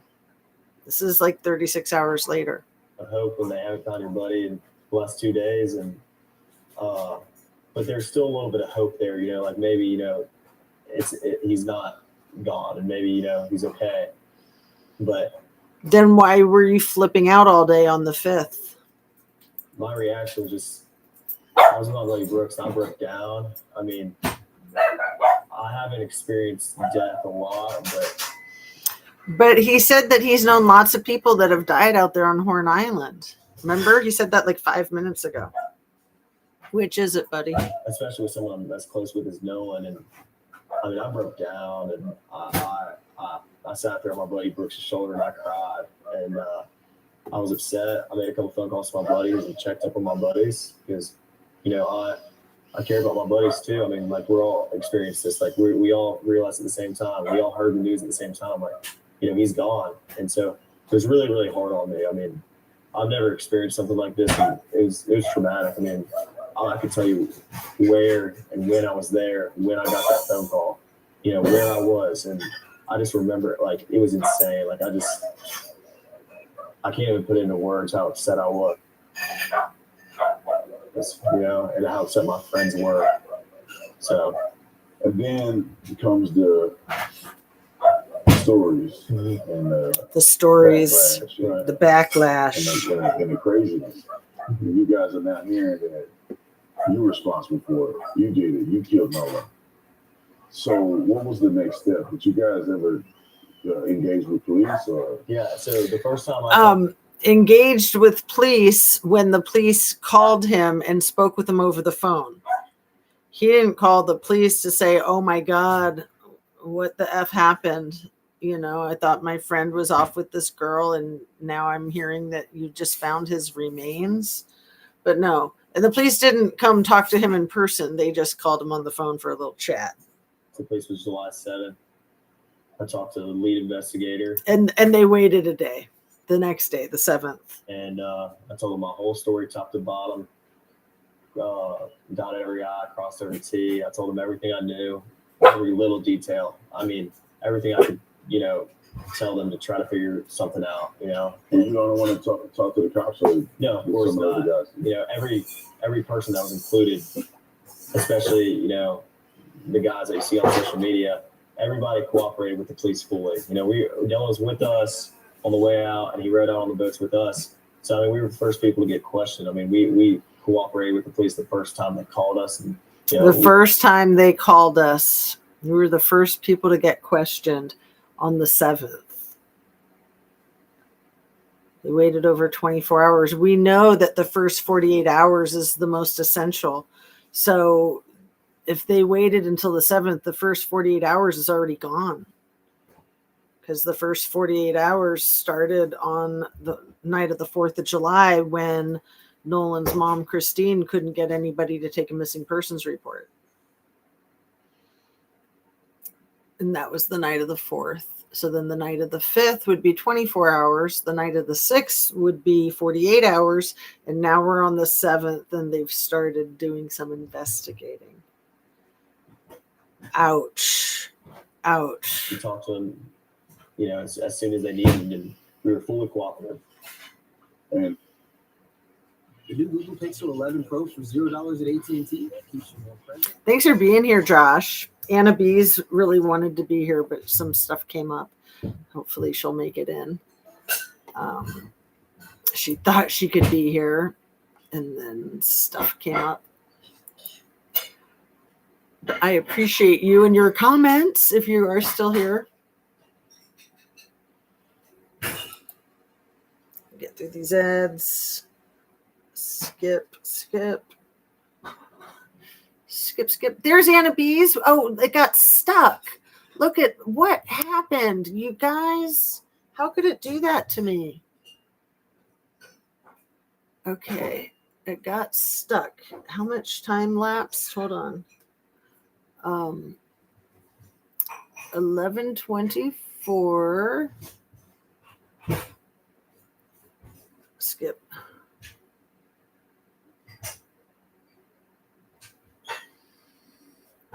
Oh, hold on. Sorry.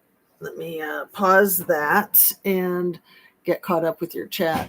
That is crazy that it got stuck. How ridiculous. Wouldn't you effing call and text all your friends that knew Nolan? So it's for 15 minutes. I haven't been able to see the chat. It got stuck, you guys. That is nuts. Okay, Josh says, LOL, rewind that. Should be phone records calling or texting all their friends. Hey, do you know where Nolan went? Right, but he already had that whole conversation with his friend's dad, so they have their plan, and that was when they started with the, hey, has anybody seen Nolan? So they called the Coast Guard, but not their friends.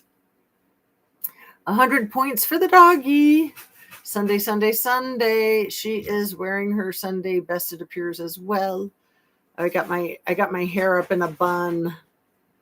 Let's see. I usually have my ball cap on, but with the lighting in here, it was kind of weird. Came over from Lucas Bean chat earlier. Oh, I don't know Lucas Bean. What kind of channel is that? Was there ever a cause of death given? No, not yet. The autopsy is sealed still. It's complete but sealed. And then the second autopsy is incomplete because the first autopsy kept so much parts they could not complete it. Big Hook, I was there for a bit and then here. At what point do you realize you had a cell phone? Very good question, Josh. Very good question. Let me highlight that one. And Big Hook. So what is the latest theory? Is it all just speculation and judging of proclamations of innocence and sadness over the loss of Nolan? Well, I have my theory, and a lot of people have their theories. It's not looking very innocent. I mean, here we are 6 weeks later. It's looking like a big cover-up, right?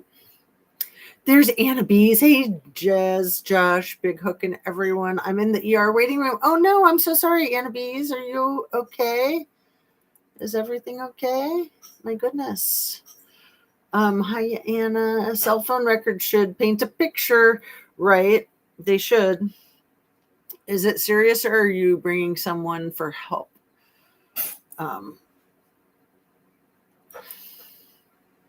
It's a party now. Yay. I know. And I didn't know we were having a party because it got stuck. That's so nuts. She's watching TV and YouTube in the ER. My daughter fell last evening and it took forever to get her up. Today she is sleeping and walked to the bathroom and fell outside the door, and the neighbor had to help me get her up. Oh my goodness, my dear. I am so sorry. Does she have issues with falling, or is this just like a one-time thing or 2 times? Hope you get it all sorted out, Anna. And then didn't she make any sense? So I called 911. Then she didn't make any sense, so I called 911. Wow, that's frightening. Still waiting on the toxicology report, perhaps. No, they got the toxicology report, Big Hook. They're just not releasing it because of the cover-up, in my opinion. Better to be safe than sorry, Anna. Absolutely. They're definitely hiding something. And Josh says, oh, crap, Anna Bees. Yeah, share as much as you want about the situation, but don't feel obligated, of course. So glad that you're here, and I'm sorry that you're dealing with that. But I'm glad that you're in the right place. So we're at 52 minutes and 35 seconds. Spoke with the cops when they called on the 7th, the day after they found him, making sure they ran out the entire first 48 so they could really not do an investigation. And then, I mean, they had no need to investigate because as soon as they saw him, they said, there's no signs of any foul play.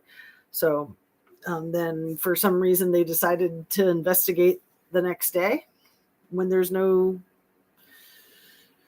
Okay. Let me get the volume up, maybe rewind it 10 seconds. A few seconds.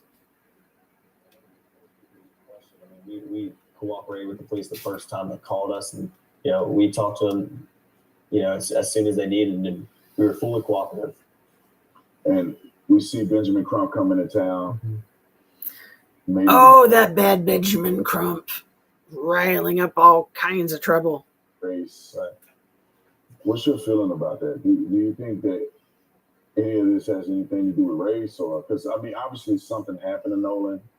It appears that you guys. Now, why would this kid Warren come out and talk to a black podcaster if it didn't have anything to do with race? There's no evidence that you were involved at all. You guys had left.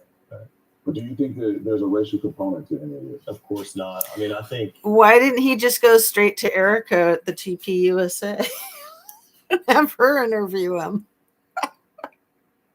If no one ever felt the most little bit uncomfortable around us, which we never gave him. No, but I mean, in real life, he should have gone to like a regular news, CBS, NBC, Fox News, 60 Minutes. I mean, even Rolling Stone magazine interviewed Tristan. But if he did, he wouldn't hang out around us. But if you go look on, like my friends have had Nolan posted all over our social medias, since freshman year in high school. Like, if no one ever felt uncomfortable with us, why would he be hanging out with us all the time? I mean, every day we're back from college, we hang out and we're around each other all the time. So absolutely not. I would never look at Nolan any other way than I would any of my other friends. I mean, he was like a brother to me. And so you guys have been interviewed. Hard edit. She has primary progressive MS. She doesn't have strength in her legs. She uses a walker. Wow, that is wild. While people guilty of a black lynching, what on earth possibly made you come up with that theory?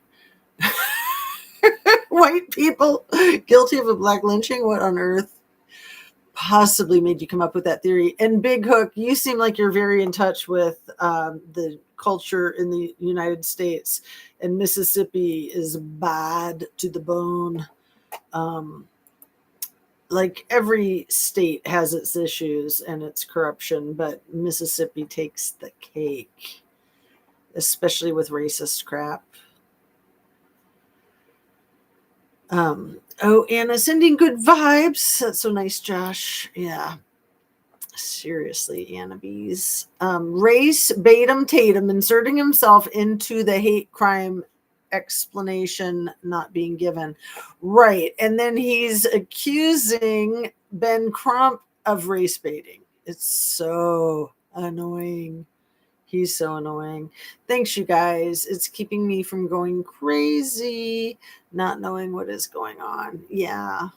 I'm so sorry you're having to deal with that. I hope she didn't hit her head when she fell. The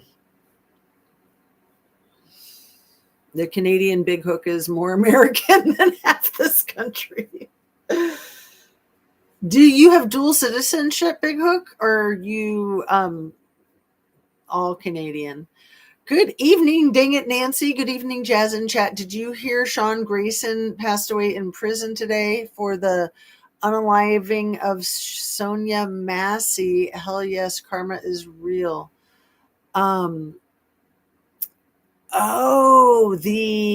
The cop who shot the woman in her kitchen died of cancer today in jail. Is that right? I didn't not hear about it. I lived in. Hey, cheesy, calm. Hey, What? she's barking at her reflection or something. I lived in Washington D.C. for a short spell of my life and saw lots of racism in schools and in everyday life. And see, DC is not as racist, not nearly as racist as Mississippi. Not nearly. Dang it, Nancy says, yes. Yes, that's the right one. Yeah, I knew he had cancer and he was trying to get out of prison early. So he got out, huh? And he got denied the early release or whatever it was. Dual, but absolutely no desire to be part of the mess you are living under.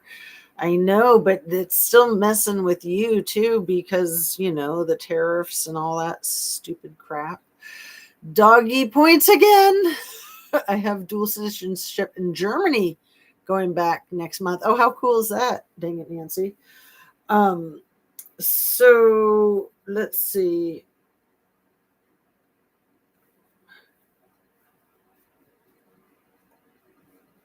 Where are we at? Let me hit play. And we're at 53 minutes, 27 seconds.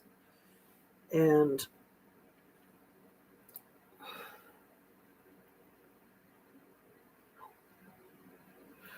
then we're about to get to the most important part of the whole thing. 55 minutes in before we get to anything meaningful, in my opinion. So let's go. Finally. I mean, it's 2 hours of the one interview isn't 2 hours long. I'm not even sure how long this first one is, but it's 55 minutes before we get to the freaking meat of the issue, which is why I missed it completely until the more recent interview was released with the whole bunch of them, with the three of them. By law enforcement, all of you guys have given statements. But then I think that there's a part associated with this that's being rumored out in the public, and that is the situation with the cell phone, potential deletion of messages, how the cell phone was retrieved. And I just want you to tell your side of this, because what we're getting from the media is that they literally had to, I don't know, coerce you guys into giving it back. You didn't know where it was at. You were hesitant to give the phone over. Almost as they had to turn your wrist or twist your arm just to get. They had to turn your wrists, like Race Batum is having trouble putting sentences together. They had to turn your wrists. It makes me think that if he ever did put cuffs on somebody, he would turn their wrists. But I don't think he ever put cuffs on anybody. He probably thought about it. He probably fantasized about it. Back. Well, what happened with the cell phone thing? So let's go back to. Wait, we've been talking about mostly the cell phone for the last 55 minutes, but we still haven't gotten anywhere. First engagement you had when it comes to the family or somebody coming back to get the cell phone and keys. When did that occur, and what happened there? Okay, well, that night, about 12:30, I went back to my buddy's house. Okay, that night I went back to my buddy's house. Let me beat around the bush some more. Are you saying the night of the 4th? The night of the 4th, but it was about 12:30, I would like to say. And I would like to say, who talks like that? So dang it, Nancy says, Jez, I love your new setup and I'm so proud of you. You never cease to amaze me with your inspiration. So I did this a couple of times before, and so hopefully I'm doing it better this time, because like the lighting on the screen is wackadoodle. And it's hard because I'm like monopolizing the whole living room. So my daughter's being really nice about it.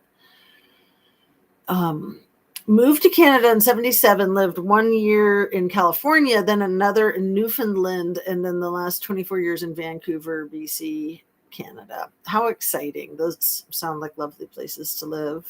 I love California. I can only imagine Newfoundland and living in Vancouver. I mean, isn't Vancouver like bigger than probably any city in the U.S. other than New York? HDMI from computer to TV and her mouse controlling the video. Woohoo! Yeah. I took your advice, Big Hook. I got all organized. No, see, last night I couldn't find my notebook. I found it as soon as I was done with the video. And it was 2 a.m. So I was just looped. And now it's just 11:30. So I started earlier. I have my notes. Yeah. And old man Big Hook, you're up there with me, Josh. So I went back to my buddy's house that I stayed the night before, where we all met up, and stayed together the night before. And my buddy got a call from this guy, and the guy was like, "Oh, what's going on with all this Nolan stuff?" Very aggravated. I mean, yeah, every right to be, but I mean. So he went through. He skipped over this part because he went through the whole 4th of July, skipped over the 5th of July, went to the 6th of July, then the 7th of July, and now he's going back to the conflict. And again, we're at 54 minutes, 47 seconds, and it's just about to get real. Yeah, we were trying to calm him down, and he was just like, "Oh, where y'all at?" My buddy said, we're at my buddy's house, and he said, "All right," and then he just hung up. And he said, "Where are you at?" I said, "My buddy's house," and he said, "All right," and then he just hung up. Really? That was the whole conversation? All right. So about liar. 30 minutes later, I'd like to say, all of a sudden again with the "I'd like to say," the door just got open and slammed, and there was oh my God, they kicked the door in. The door just got open and slammed. Girl who walked in, and probably about 8 or 9 guys behind her, and then another mom. A mother. And who's Javon? I want to put that in perspective. Who's Javon? Javon is one of Nolan's good friends. He's a friend of mine too. Great guy. But I thought Nolan was your good friend. So if Javon is Nolan's good friend, now you're not making sense. Toronto might be 7 to 8 million, I believe. I would have to Google it. Yeah, I thought Vancouver was bigger. Maybe I'm wrong though. I don't know. And his mom and their family is, very close to, the Wells family. And I mean, so I don't know why she was there. Yeah, I mean, real friends? There, what was going on. But I was very surprised about this. I was like, you just basically kicked the door open and, busted up in the house with no knock or anything. So I'm just surprised how you skipped over this part, dude. On black or white? Javon's mixed. I mean, I don't. Yeah, he's mixed. Yeah. So, but he's not white. No, he's not white. Just white. Yeah. Or all white, I guess. Yeah. So then they come in. So, but he's not black. I thought that you didn't think about those things or see those things or care about those things. Race baitum. Now, do you know any of these people? You said the mom, but do you know anybody else? These are Nolan's friends. The girl and the 8 or 9 guys behind her. These are Nolan's friends. So he's saying that he's so tight with Nolan, and yeah, he's seen him around. He's seen these people around. The mom before, and seen the mom before. Most of them. Most of the guys went to high school with me, and I'm friends with some of the guys. I mean, I know some of them. So eventually, things started to get heated, and I was just a guy I was friends with. So things were heated. So he bails. He freaking leaves the house as soon as they come in, you guys. This guy is such an effing weasel. Metropolitan area of Vancouver is 2.6 to 2.9 million. Almost the same now. In high school, he was like, "Man, come outside with me." And I was like, "All right." And I walked outside with him. He was like, "Man, I don't know what," they were panicking, and this is just I think Nolan's just on somebody's couch. He's been drinking all day. He's just sleeping. Stuff, and this is nothing that we have to worry about. As much as I sat there and I told him, I was like, I agree. I would think, he's on somebody's couch, just had been drinking all day and just, drank too much and was super intoxicated. And, that's kind of what a lot of us thought, but they were kind of losing it and they were going crazy. And the mom that was with, they were losing it. They were going crazy. And then that big gulp, because he got busted. He basically got caught with his hand in the cookie jar. And he's like, what? I didn't do nothing. Nothing's going on. And demanded Nolan's phone because Nolan left. This is when he says, so I gave it back to her. Wait till you hear it. Let's see, what's the timestamp?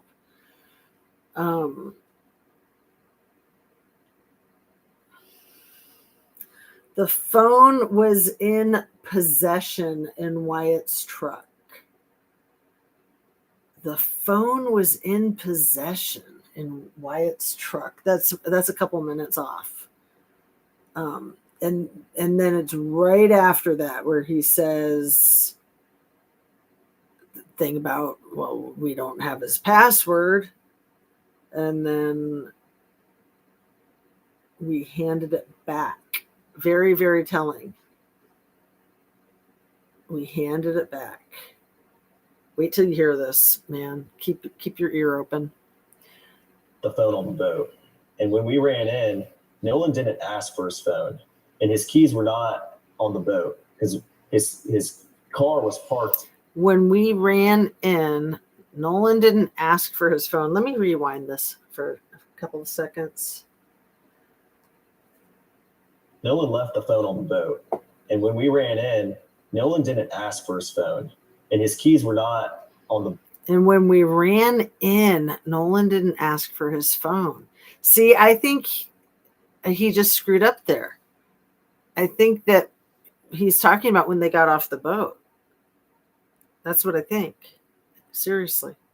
Boat. Because his car was parked at my buddy's house where we had all slept, the night before the 4th. And so the keys were left at the house because Nolan's car was at my buddy's house where we stayed at. So of course he left his keys there. But his phone, he was drinking. He didn't have his phone in the water because no one did. And there was more than just Nolan's phone that wasn't on the boat with us. There was more than just Nolan's phone that wasn't on the boat with us. Not making sense. There was more than Nolan's phone that wasn't on the boat with us. But it was more than just Nolan's phone that was on the boat. Yeah, we obviously had all our phones, but on the boat. But those weren't the only people. Like Nolan was. He's having a lot of trouble coming up with the lies. He's having a lot of trouble confabulating. Vancouver falls under the something which is greater than Vancouver Regional District. Gas taxes within this region fund the transit system, attempting to muddy the water on all the circumstances. Exactly. The only person that left a phone on the boat. There was a lot of people that left phones on the boat, not that didn't ride out or in with us. So we there was a couple phones that we had that we didn't know who they belonged to, and everybody just threw their phones at you, and so you were just like transporting everyone's phone, and you're like, whose phones are these? Got that figured out, but it wasn't just Nolan's phone that was on the boat that who wasn't there. There was a lot of phones. So when they barged in again, how much of this first hour has he spent talking about phones? OMG. Getting frantic. The mom asked for Nolan's phone. Right. Was there a struggle over it, or No. And you think about it, a phone is worth roughly $1,000. So he should get arrested for stealing the phone. Especially the way he talks right now. He's about to say the phone was in possession in Wyatt's truck. Who effing talks like that? Hand it over. Just handed it over. We didn't think anything of it. Like, she asked for Nolan's phone. We knew they were close friends with, the Wells family, and my buddy went out to his truck and handed the phone over. No complications, no issue, nothing. But I mean, I told Miss Christine that we had his phone and he had left it in our possession on the boat. When did you, Miss Christine is Nola's mom? Correct. When did you talk to her about that? When I was on, no, I didn't talk to her once. Like it was like 12:30. I mean, I might have texted her a couple times and talked briefly about a couple things, but I told her on the phone before I called the Coast Guard that we had Nolan's phone. Before I called Miss Christine. Wait, what was that about the Coast Guard and Nolan's phone? I told her on the phone before I called the Coast Guard that we had Nolan's phone. Before I called Christine. Which is why her friend came over to get it from you, you freak. Christine, I asked, I was like, oh, well, where's his location at? Because Nolan has his Snapchat location on for me. And he said, it's Wyatt said it's, in my truck. Like, because everybody who left stuff on the boat, it was Wyatt's boat. So Wyatt put it in his truck, it was normal. And so the phone was in possession in Wyatt's truck. See, so normal. The phone was in possession in Wyatt's truck. Totally freaking normal. I got to rewind that. You got to hear that again. We all have to. Stuff on the boat. It was Wyatt's boat, so Wyatt put it in his truck. It was normal. And so the phone was in possession in Wyatt's truck. And when that mom came over and asked for it, there was no issue at all with us giving the phone to her. I mean, Nolan just left it on the boat. We handed the phone to her that night of the 4th of July. And did you guys go through the phone, or? Of course not. I mean, none of us had a reason to go through Nolan's phone. I mean, there's multiple phones on the boat. Why would it be? And the boat was having issues. Why would our concern be getting on Nolan's phone or something? I mean, I don't even know Nolan's password. None of my friends do. We had no reason ever to get on Nolan's phone and look at anything. His voice just cracked. We had no reason ever to get on his phone and look at anything and delete things. I didn't even touch Nolan's phone. None of us touched Nolan's phone until somebody took it off the boat and put it in Wyatt's truck, and then no one touched it until we handed it back, to the mom. That was until we handed it back to the mom. Oh, dude, you just effing told on yourself. 1 hour, 20 minutes into this video, until we handed it back to the mom. Put a 1 in the chat if you think he just told on himself that he had taken Nolan's phone from him. We handed it back. I'm going to rewind that a few more seconds. Nolan's phone. None of us touched Nolan's phone until somebody took it off the boat and put it in Wyatt's truck, and then no one touched it until we handed it back, to the mom that was at my buddy's house. And he catches himself. He's sort of like, oh, fuck. Whoops. We got to listen to that one more time. He catches himself. He's just like, oh my God, what did I just say? Or something. I mean, I don't even know Nolan's password. None of my friends do. We had no reason ever to get on. And how would he know that none of his friends know Nolan's password? Did they have a discussion about Nolan's password? How on earth would he have that in his head to know that nobody knows Nolan's password? How can he talk for everybody? Again, he's telling on himself. Phone and look at anything. I didn't even touch Nolan's phone. None of us touched Nolan's phone until somebody took it off the boat and put it in Wyatt's truck, and then no one touched it until we handed it back, to the mom that was at my buddy's house. Was that the only phone that she picked up, or was it other people's phone that they came and got? Or? That I know of, I think that was the only one that she had. Yeah, but I'm not. Well, that was the only friend that we lost. So, oh my God, Tatum doesn't even effing care at all about anything except money grab. That's all he freaking cares about. He doesn't give a crap about anyone's life or death.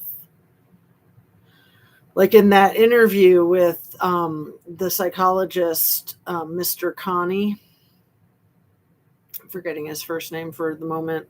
The psychologist, Mr. Connie. You guys know who I'm talking about. When he interviewed him and he asked him if it bothers him that things that he says hurt people, and he's just like, that's not my problem if people misunderstand what I'm saying, and it hurts them. I don't care. I didn't do it.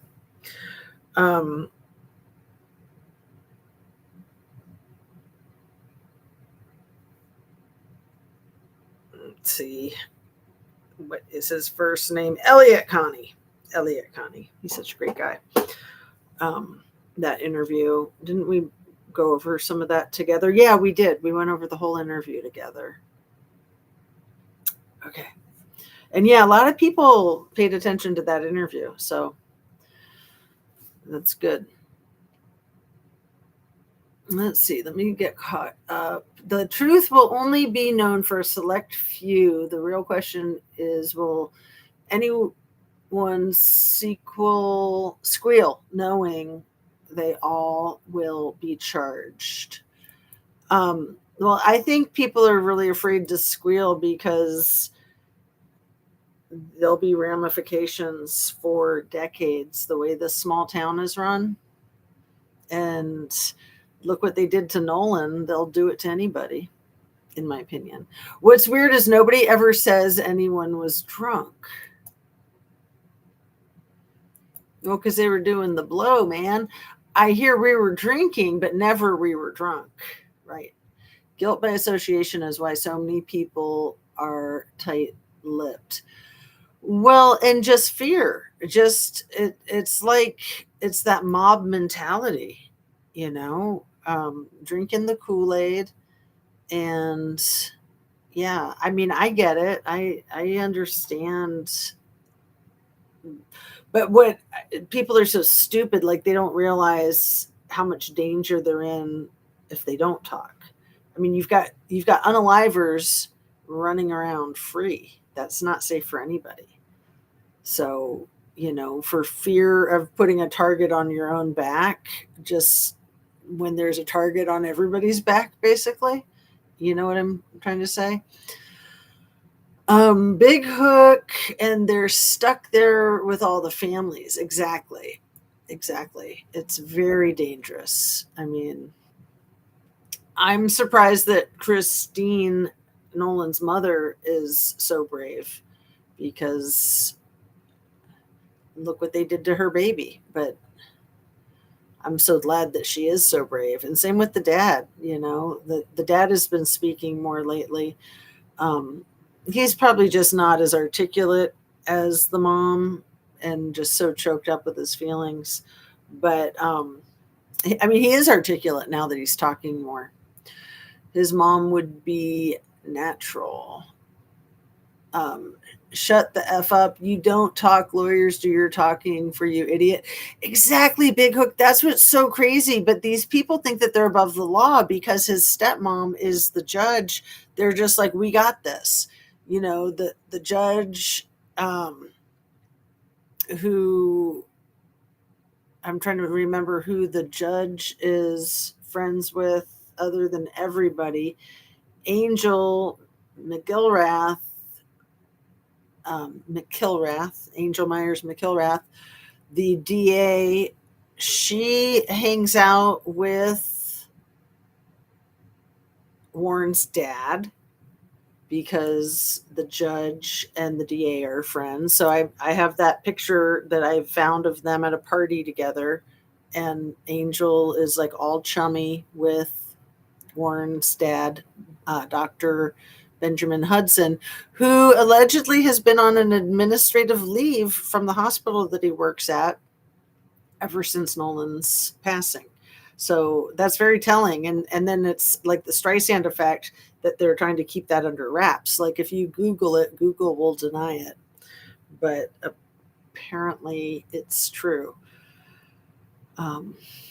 Anyway, let me get caught up with you guys and finish out this video because it's like midnight and we're probably only halfway through. And I think we want to watch all of it, actually. We'll see. but yeah, I can't believe that the lawyers are letting them talk, but they think they got it all under control, and they're kind of up a creek without a paddle. Like this is their only chance at anything other than like a presidential pardon. But I don't think they can do pardons for red rum, can they? Tatum is here for payday on exploiting tragedy, 100%. And then he tries to say that about Ben Crump, Big Hook, we're calling this punk giraffe boy now. Giraffe boy is perfect. Why are the parents allowing this? I mean, the parents probably just don't know what to do with these losers. They're loser kids. They probably want them out of their hair. So they're like, great. If the kid goes to prison, I won't have to have him sleeping at my house anymore, eating all my food, driving my cars. Big Hook, how old are the kids? I don't know. They're all about 19, Josh, except for Bart, who is 21 or 22. The more you talk, the guiltier you appear. Words can be twisted. That's why you shut the F up and let the lawyer form the narrative. I know, it's hilarious. But even that one lawyer, Eddie, he's so stupid. The other lawyer, Cox, is Tyler Cox. He's a better lawyer. I mean, I don't like what he's doing, but he's at least acting like a decent lawyer. Not sure, Josh. Jazz implied college age. Get the security footage and the nitrous oxide records from the dentist's office. Yeah, absolutely. Okay, so what do I have in my notes about...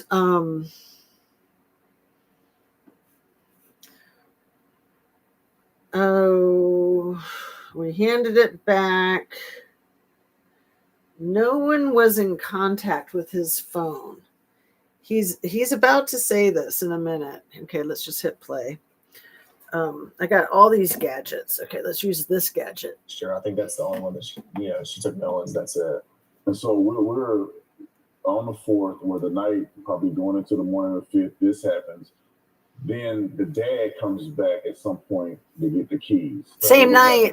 Skip that part too. My buddy Brooks drove me and dropped me off at my house, and I woke up to a text the next morning, and Miss Christina texted me, and she said, "Hey, Nolan's dad's there is there at my buddy's house to pick up the keys." And I didn't think anything of it. I told her that I was praying for her, and that we were out there, and we were doing everything that we could to help out. And when he came to pick the keys up, was there a confrontation or? Because I could have sworn I saw on the news that when he came to pick the keys up, there was almost like an altercation because you guys didn't want to give the keys over, or you said you didn't know where the keys were at? I mean, no, absolutely not. I mean, I wasn't there, but from what my friends told me, I'm pretty sure they just had to look for Nolan's keys. It's not why would we be hiding Nolan's keys? There was Nolan's friends who were basically like the lynch mob for all the white kids out on the front yard again. One of those kids from out on the front yard texted one of the kids inside the house when Jax had come to the door and told Nolan's dad, Elmer, that he didn't know where the keys were. One of the kids outside texted one of the kids inside, and then that kid told the kid outside where the keys were, on top of the Xbox. So the fucking runaround, you jackass. Reason to hide anything, this is our friend. We have nothing to hide. I mean, we were trying to help, do everything that we could to help out. All right, so I want to be clear with this one thing, because I know you mentioned before that you have no reason to touch the phone. Obviously, you didn't touch the phone. Right. And they kept all of his clothes and all that kind of stuff. Withholding evidence. But is there any chance or any knowledge that you have that anybody deleted stuff from his phone? Absolutely not. I mean, like I said, yeah, let me address this. Man, I have some crazy true stories, but nothing this convoluted. This definitely takes the cake. These people, this is surreal. This is absolutely surreal. This is going to go to trial on circumstantial evidence, and nobody's alibi is able to be confirmed. Their only hope is to plead it down to accidental death due to impairment of drugs. You're more hopeful than I am, Big Hook. I still think that the DA and the judge will just try to whitewash it all, but we'll see. No reason for us to get on Nolan's phone. No one touched Nolan's phone, but nothing. If none of us had touched Nolan's phone, then there's no reason for anything to be deleted. I mean, no one even was in contact with his phone until it was moved from. That doesn't even make sense. If none of us had touched Nolan's phone, wait, what? I got to rewind that. That's crazy. If none of us had touched Nolan's phone, then there's no reason for anything to be deleted. I mean, no one even was in contact with his phone until it was moved from the boat to the truck, and none of us have access to Nolan's password to get on his phone and delete anything. Absolutely not. And we have no reason to delete anything. I mean, there's nothing to hide here. I mean, thou protest too much. Just say no. He's going on and on and on and on. I've had no reason to delete anything, and we never did. All right, so I have something I want to make sure that we're clear about, because you had mentioned earlier that you saw Nolan cradling Katie. Right. Her name is Katie. Yeah, Katie. I just want you to explain, what does that mean? Some people in their mind, and they think he's cradling like a baby. Yeah. Like what is that scenario? Yeah, like? He was. I mean, Nolan was off. The last time I saw him, like I said, I was off the bow of the boat, and like I said earlier, man, if you had jumped. He's got some nasty zits. This one on his lip, probably from all the stress. Big ass whitehead right there. Something here too, but that's really disgusting. Anyway, doesn't he know those little like patches that you can put on those things? Those like magic patches that the kids use these days. I wish they had those when I had acne. Anyway, let's try to get through this because there's still a ton more to go, and we've been on for 2.5 hours, so I don't know. It's midnight. Let's see if we can get through it in an hour. Off the bow of the boat, you were probably about chest or neck deep in water. So Nolan wasn't like carrying her out the water. She's sitting in the water, and Nolan's arms are under the water, and he's carrying her from under the water. But her head's still out of the water. Nolan's head's still out of the water. And I was looking at both of them. So. Oh, so he's kind of like holding her. Right. Like, in the water, though. Like we grown, right? Yeah, There's two people in the water. They feeling each other. Right. Like meeting, feeling they like each other. Right. And that was obvious. He's a little more close to her, and they're kind of having a moment. Correct. Not insinuating it's sexual, but no, they're together. They like each other. You looking at him, you like, bro, you crazy, because you know that he like her and he's hanging out with her. Yeah, right, exactly. That makes sense. And when was the last time that you saw Nolan? And then when was the last time? It really doesn't make sense why they're going into all this detail about that. It's weird, but I want to say this. It makes me think that they were carrying Nolan like that from the water, getting him onto the boat. That someone reported to you that Nolan was seeing. If that makes sense. Yeah. You saw him at a certain point, but then someone else saw him a lot later when you guys were gone. Right. Okay, so the last time I personally laid eyes on Nolan was at like 3 o'clock, and the last time I personally laid eyes on Nolan was 3 o'clock, but I think it's about 2 minutes from now or less that he starts talking about 4:31 when they were leaving, and Nolan was cradling Katie, and was front of the boat with the girl, and that's the last time I saw him. But I've talked to somebody personally that saw Nolan at 6 o'clock, and someone, we weren't even the last people to see Nolan. Once we left, there were still dozens on dozens on dozens of boats around us. And I mean, clearly we were not the last people to see him. And not one of them saw Nolan because he went away on your boat. So Warren, I'm going to ask you some very pointed questions. I mean, just straight out. Okay. I didn't come down here to, do anything other but to get the truth and for you to have a voice in this. And the first thing I want to ask you is, did you kill Nolan? Of course not. Did you have anything to do with Nolan's death? Of course not. And absolutely not. They say that you guys deleted stuff out of his phone. Did you delete anything out of Nolan's phone? No, of course not.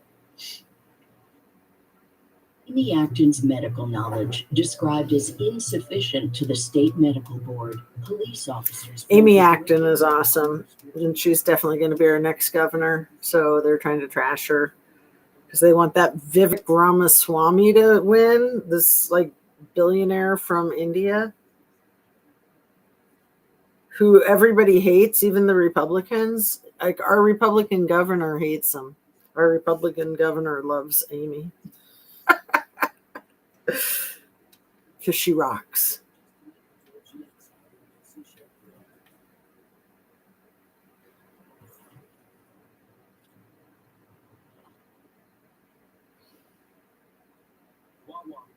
Wawa. Pretty drinks. Very pretty. Sorry for the ads, you guys. Skip in 1 second. There we go. Skip. Okay.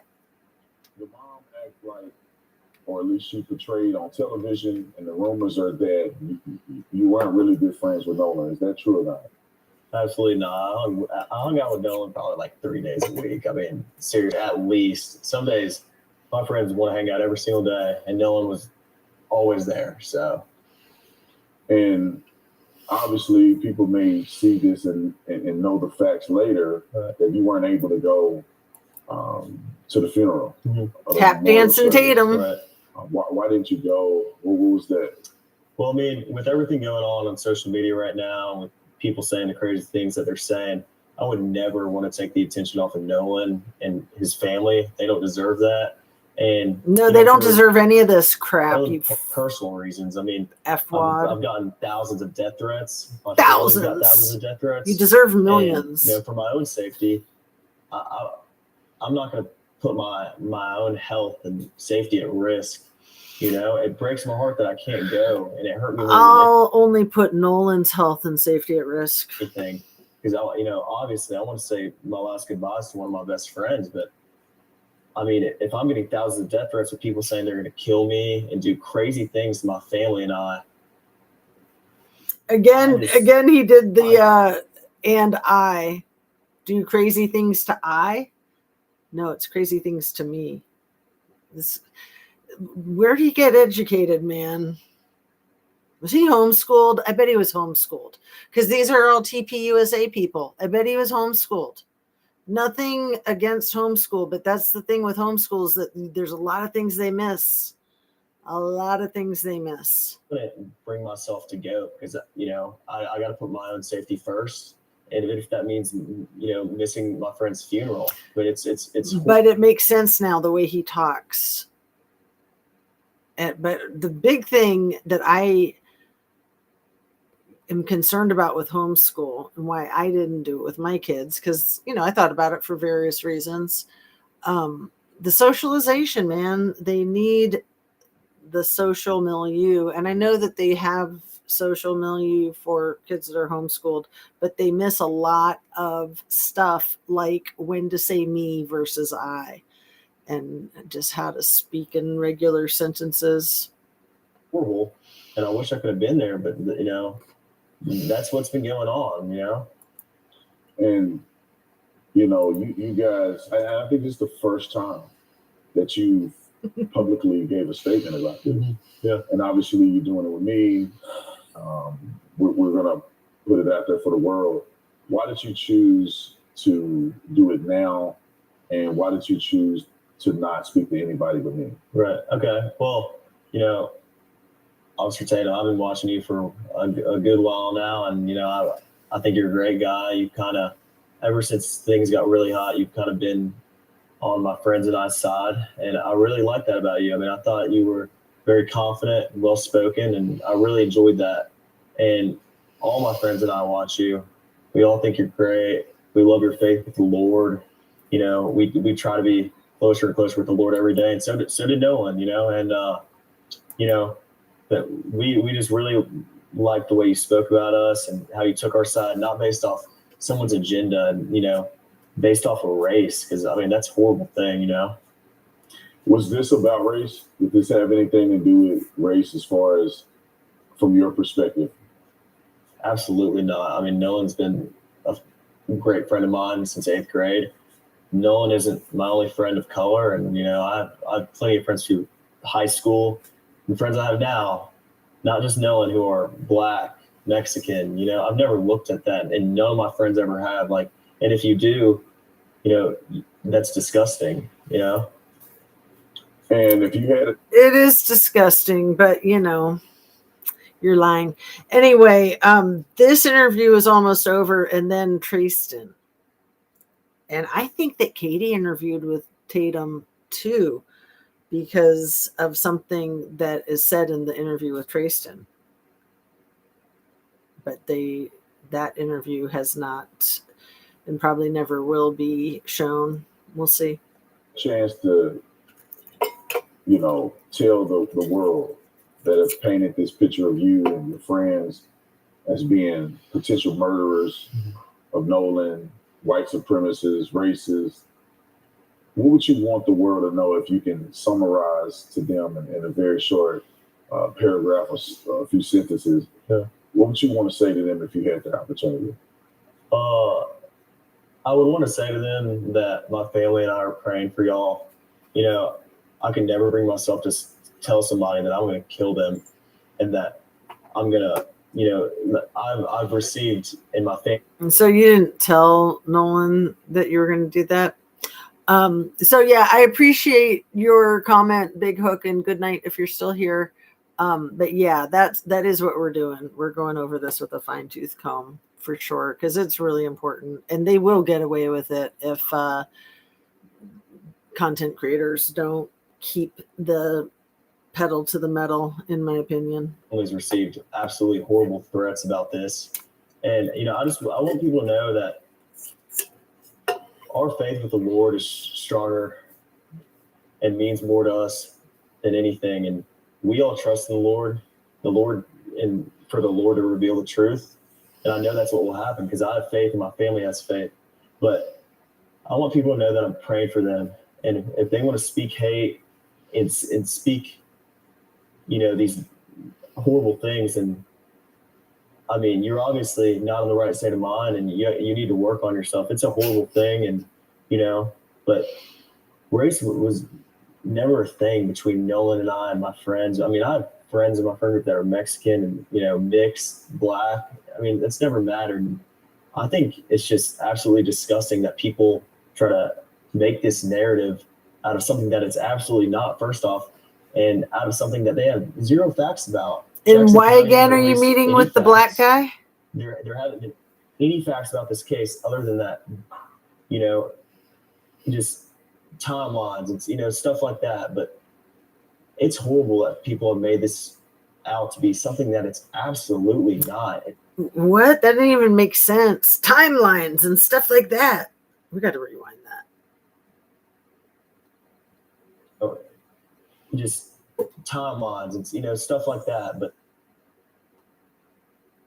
any facts, there haven't been any facts about this case other than that, you know, just timelines and, you know, stuff like that. But it's horrible that people have made. Yeah, because your timeline's got holes in it and it keeps changing. You keep moving the goal. You went from 3 o'clock to 4:30 to 6 o'clock. It's out to be something that it's absolutely not. And it's disgusting in my opinion. Was Nolan the only Black person on that island? Absolutely not. I saw a lot of Black people. And like I said, I mean, you know, it's not pointed out or anything. I mean, I wasn't looking at that, but my buddy Tracy was out there, and, you know, he's mixed. Javon was out there. He's came out. He's mixed. I know a bunch of my friends that are Black that were out there that day that I haven't been mentioned. I mean, there's. Well, now's your was chance not to the only mention Black person them. out there, by no means. I mean, like, there was thousands of people out there, white, Mexican, Black, you know, everyone, you know. And in the friend group, is Nolan the only black person in the friend group? Absolutely not. My buddy Trayson's black. And I have other friends of color. I mean, So our friend is very diverse. tight, and we have a small, not a small group of guys, but we have we have 10 to 12 guys in my friend group, and we're all They are so cliquish. My friend group, 10 to 12 guys in my friend group. You mean in your clique? He's got the mentality of a girl. from Ocean Springs, and we grew up together, but Nolan is not the only black guy in my friend group by any means. And Wait, didn't you everybody- already say this 3 times? Move on. There's that. There's controversy around the CETO, Mhm. right? You guys called it in. Right. They have that record of you guys, making that emergency call. Right. But then there's this, I guess, graphic of you guys traveling at a slow speed, then all of a sudden you accelerate. Right. People are saying that that's an indication of something afoot or foul play going on in that timeline. What do you have to say? Did he just mention the foot or the hand flying up in the air accidentally? Did you hear that? People are saying that that's an indication of something afoot or foul play going on in that timeline. What do you have to say to the naysayers who are mentioning that something must have happened, that you guys were going slow, then you accelerated all of a sudden? Yeah, I mean, absolutely not. We got towed probably a quarter mile. Like I said, my buddy Bart drove his boat up next to ours after he pulled us out away from the island. And then he towed us a little more while we were trying to get the motor figured out. I mean, the motor would trim down. So then eventually, and the motor wouldn't trim down. And so eventually we figured out if you held the manual trim on the motor will stay in the water even when you start to accelerate. Because when my buddy would put the boat in gear and forward, the motor would come right back up. So it trimmed down, but then it'd come right back up when you went to go put it in forward and drive off. So yeah, we stopped at one point. Again, the big gulp. Big gulp. My buddy pulled the plug out the boat, got back in the boat, the captain of the boat, got in the water, pulled the plug out the boat, got back in the boat, and hit it. And like I said earlier, we all transferred our weight to the front. So because there was so much water The dude has Dumbo ears. in the back of the boat that when my buddy had it pinned out all the way, trying to go as fast as we can, and the boat was still sitting like this on the water. Wouldn't even plan out. So we had to move all the way to the front of the boat. Were you going as fast as you could because you were freaking out because of the cargo that you had on board? I think so. I don't think you left him back there at the island. Everybody had to get on the bow, and eventually we planed. Everybody got sat back, and when you're on plane and you're going, water starts coming out the boat. Like that's the whole reason he pulled the plug, because when you come out the water and you're on plane and the boat's level, water starts coming out the boat. So, I mean, that's why we came to a stop, so he could jump in the water, pull the plug, and then we hauled in. There's no stopping, because if you do stop, the water starts coming back in the boat. I want to insert here that they might have been rinsing the bodily fluids that were accumulating. Because the plug's out, so there's nothing nefarious there. It's just a formality of trying to unplug the boat and absolutely get not. it docked properly. Correct. I mean, we were just trying to, solve the boat's issues, because we wouldn't have ever gone anywhere if the boat wasn't figured out. So, and Nolan being a really good friend of yours, really good friend of all of you guys, some of you guys have been accused of killing him. I mean, obviously he was somebody you knew, somebody you spent a lot of time with. For no reason at all. All that has gone on, if Nolan was here, what do you think he would say about all this? I think Nolan has Nolan's one of the best men I've ever met. I mean, he has an amazing heart. Again, he's talking about him in present tense. I think it's like a distancing thing. He wants to distance himself from what he participated in. It's weird that he talks about him in present tense. And like I said in the beginning, I mean, Nolan is one of the nicest and sweetest people I've ever met. I mean, seriously, he had no hate in his heart whatsoever. I think if Nolan knew this was going on, he'd be sick to his stomach. I mean, Nolan hated all hate and arguing and drama. Hate. But yeah, stomach issues. He mentions stomach aches a couple of times right now. And, I'm sure he's having them. He didn't like any of that. So, I mean, I think if Nolan knew this was going on, he'd be very, very upset. I mean, it's horrible. If he knew his friends were getting these threats and, we were, felt threatened for our lives, I mean, Nolan would be traumatized if he was here. Like, and if he knew that, like, I mean, this whole thing is traumatizing for everybody. Person of no violence, and he had a really good heart. He would hate it. Do you think your friendship with Nolan inspired you to want to speak out? Of course. I mean, I know Nolan, and like I said, I've been really tight with Nolan since 8th grade, and he's a best friend of mine. He's like a brother, and Nolan's the type of guy to fight back for what's right and fight for the truth. And I know Nolan would tell me if he was here to fight back and make sure the truth is out and make sure your word is out, because that's what matters most. So after all that's been said in this interview, do you have any theories about what could have possibly happened to Nolan? My buddies and I have talked about it, and like I said, I mean, I've been on the water my entire life. My friends have. It's not like we're unexperienced in this, but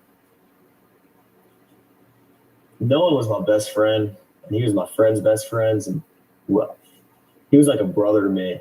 And more than anything, and the thing that's most important is what happened to him. And I want to know just as much as anybody else. I mean, that's all. Like, my friends haven't stopped talking about that. Like, what happened, and like, just trying to figure it out. But I would never want to put it on somebody else because of the hate that I've received for just being out there around them. And I want to jump in here. Anna Bees, they took your daughter to radiology. Are you in the hospital room in the ER waiting for her then? So are they doing like an MRI? Oh, our hearts are there with you. So, we've been on for 2 hours and 45 minutes. I wanted to get through this entire thing, but I don't want the video to be forever long. I'm thinking after Warren's interview, which is almost over, that we should cut it here and then pick up tomorrow during the day. The house will be quiet and it'll be hard probably to deal with the sunlight, but I think that's what we'll do. Try to get the rest of this during the day tomorrow. And that'll be Tristan's interview. And it's equally as incriminating and fascinating as this. I've got a lot of good notes for that one, but let's finish this out. And we love you, Anna Bees, and says she's saying the wrong answer to all my questions. Your daughter? Like, she's just really confused. Holy crap, babe. So sorry. Has something like this ever happened before? Scary. And getting brought up because I called the Coast Guard. I was the first one to call the Coast Guard. I mean, I don't know, and I want to know more than anybody. I mean, my friends and I are have been wondering this for a while, and we just want to know as much as anybody else what happened to him. But I would never want to sit here and blame anybody else and put this on anybody else because of the hate and death threats that my family and my friends have received. It's horrible. And I would never want someone else to Well, let me just say, Warren, your stepmom deserves this crap. And so does your dad with his stupid $50,000 crap. And you with your damn give, send, go, scooping up $200,000 for you and your buddies to do whatever the F you want with. Screw you. Experience that, you know? Yeah, especially if there's no evidence to it. Exactly. So I got two more things I want to address. Yeah, directly. I'd say the autopsy is some pretty good effing evidence, you F-wad. It's been said out there that you guys immediately delete your social media, lower it up, as if you were in some type of fear that you would be implicated in this. What do you say there? I mean, of course we lowered up, and of course, you know, I deleted my social media. I was getting death threats before anything ever came out because I was the one that called the Coast Guard. Yeah, a real friend would have been utilizing their social media to try to find their friend and to try to find out what happened to their friend after the remains were found. You asshat. Yes, she's confused. It's like she's drunk. But this hasn't ever happened before, has it? That is so concerning. I mean, people put this all on me because I was the one that called. I was the one that was, you know, worried. My friends were just as well. I mean, of course I deleted all my social media. I was getting insane death threats, like stuff I couldn't even believe 2 days after. And, you know, we went straight to the police. I wanted the police to come and ask questions. I wanted them Well, to know. remember, the whole town is after him. Like he can't even go out to eat without people going, dude, are you Warren Hudson? And have all of my information. And I mean, people were accusing me of murdering my best friend. It's sick. I mean, like just because of race. I mean, it's just because he's dead. Disgusting. It makes me sick to my stomach. I mean, I obviously I got off of social media because there were people saying insane things to me and my family, and I just couldn't sit there and look at it.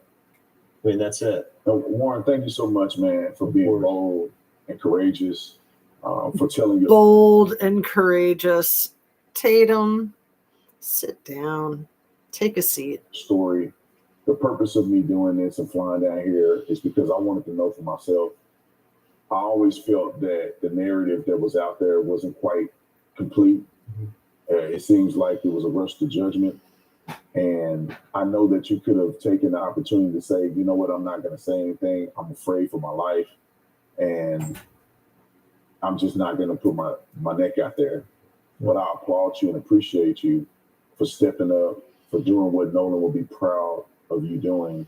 And that is putting the word out there and not letting the naysayers run with the narrative. Of course. And you being a young guy, I'm much older than you. Trying to control the narrative. Look at that demon. Ugh, he's so gross. Take the punches. Yeah. You know, I love dishing it out. Mm-hmm. But for you as a young man to really put your neck out there, to stand up for your friends and stand up for Nolan is very honorable. And I appreciate it. Tatum is one of those people that just loves the attention. He doesn't care if it's negative attention, just so long as he has the attention. You doing this interview with me. Well, I appreciate you. I mean, you being here and flying down has meant a lot. And I mean, I just wanted to get my story out there because I know that's what no one will want me to do. And I want the truth to come out. And I pray that the good Lord reveals the truth. Just told on himself again, my story. I just wanted to get my story out there. It's a weird way to phrase it if it's the truth.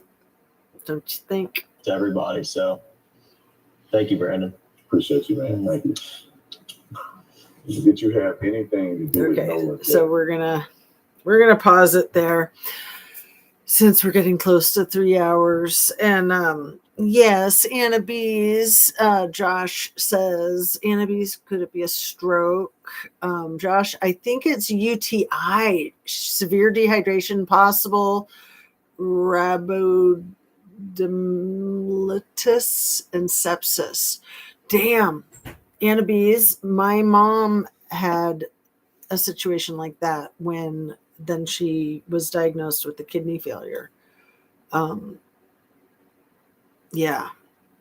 it was severe dehydration, and I want to say E. coli. Like she had like a tear in her intestine or something. And then there was a third thing too. It was probably sepsis. I forget, because that was like 14 years ago. But it was at the same time as Hurricane Sandy up in New Jersey, New York area. And I would always say she had her own internal Hurricane Sandy. And she almost didn't make it. I hope that your daughter's isn't as severe as my mom's was. She was in the ICU for like 5 days, and I don't think they thought she was going to make it. But she did. And she had then got diagnosed with the kidney failure and then had another 10 years. I hope she's okay. Sepsis is scary AF. Yeah. Wow. And, with you being a nurse, and I mean, this stuff just happens, man. That's insanity. Well, keep us posted. I hope that your night gets better. And again, you guys, thanks so much for watching with me. And don't forget to drink your water and eat your protein and fight for truth and justice. And we will see you tomorrow. Hopefully you guys can be here. I'm not sure on time frame, but like I said, I think it'll be during the day. So we'll figure that out. Maybe like in the early evening, like around 5. We could do a couple hours at around 5 o'clock. See if that will work for you guys. All right. Adios, amigos. Sending you lots of love, especially your daughter, Anna Bees. Oh my goodness. Wait, we both went through a lot yesterday. I can hardly move. She fell in the shower. We had a hard time yesterday. Whoa, girl. That's wild. That is really frightening. Oh, I hope things get resolved. Oh. I hope you get home and get rest. That's so hard having a night in the ER. I mean, I know you're a night owl with your work schedule, but still, it's not very comfortable in the ER. So, all right, you guys. Good night. See you tomorrow, hopefully. Thanks so much for hanging.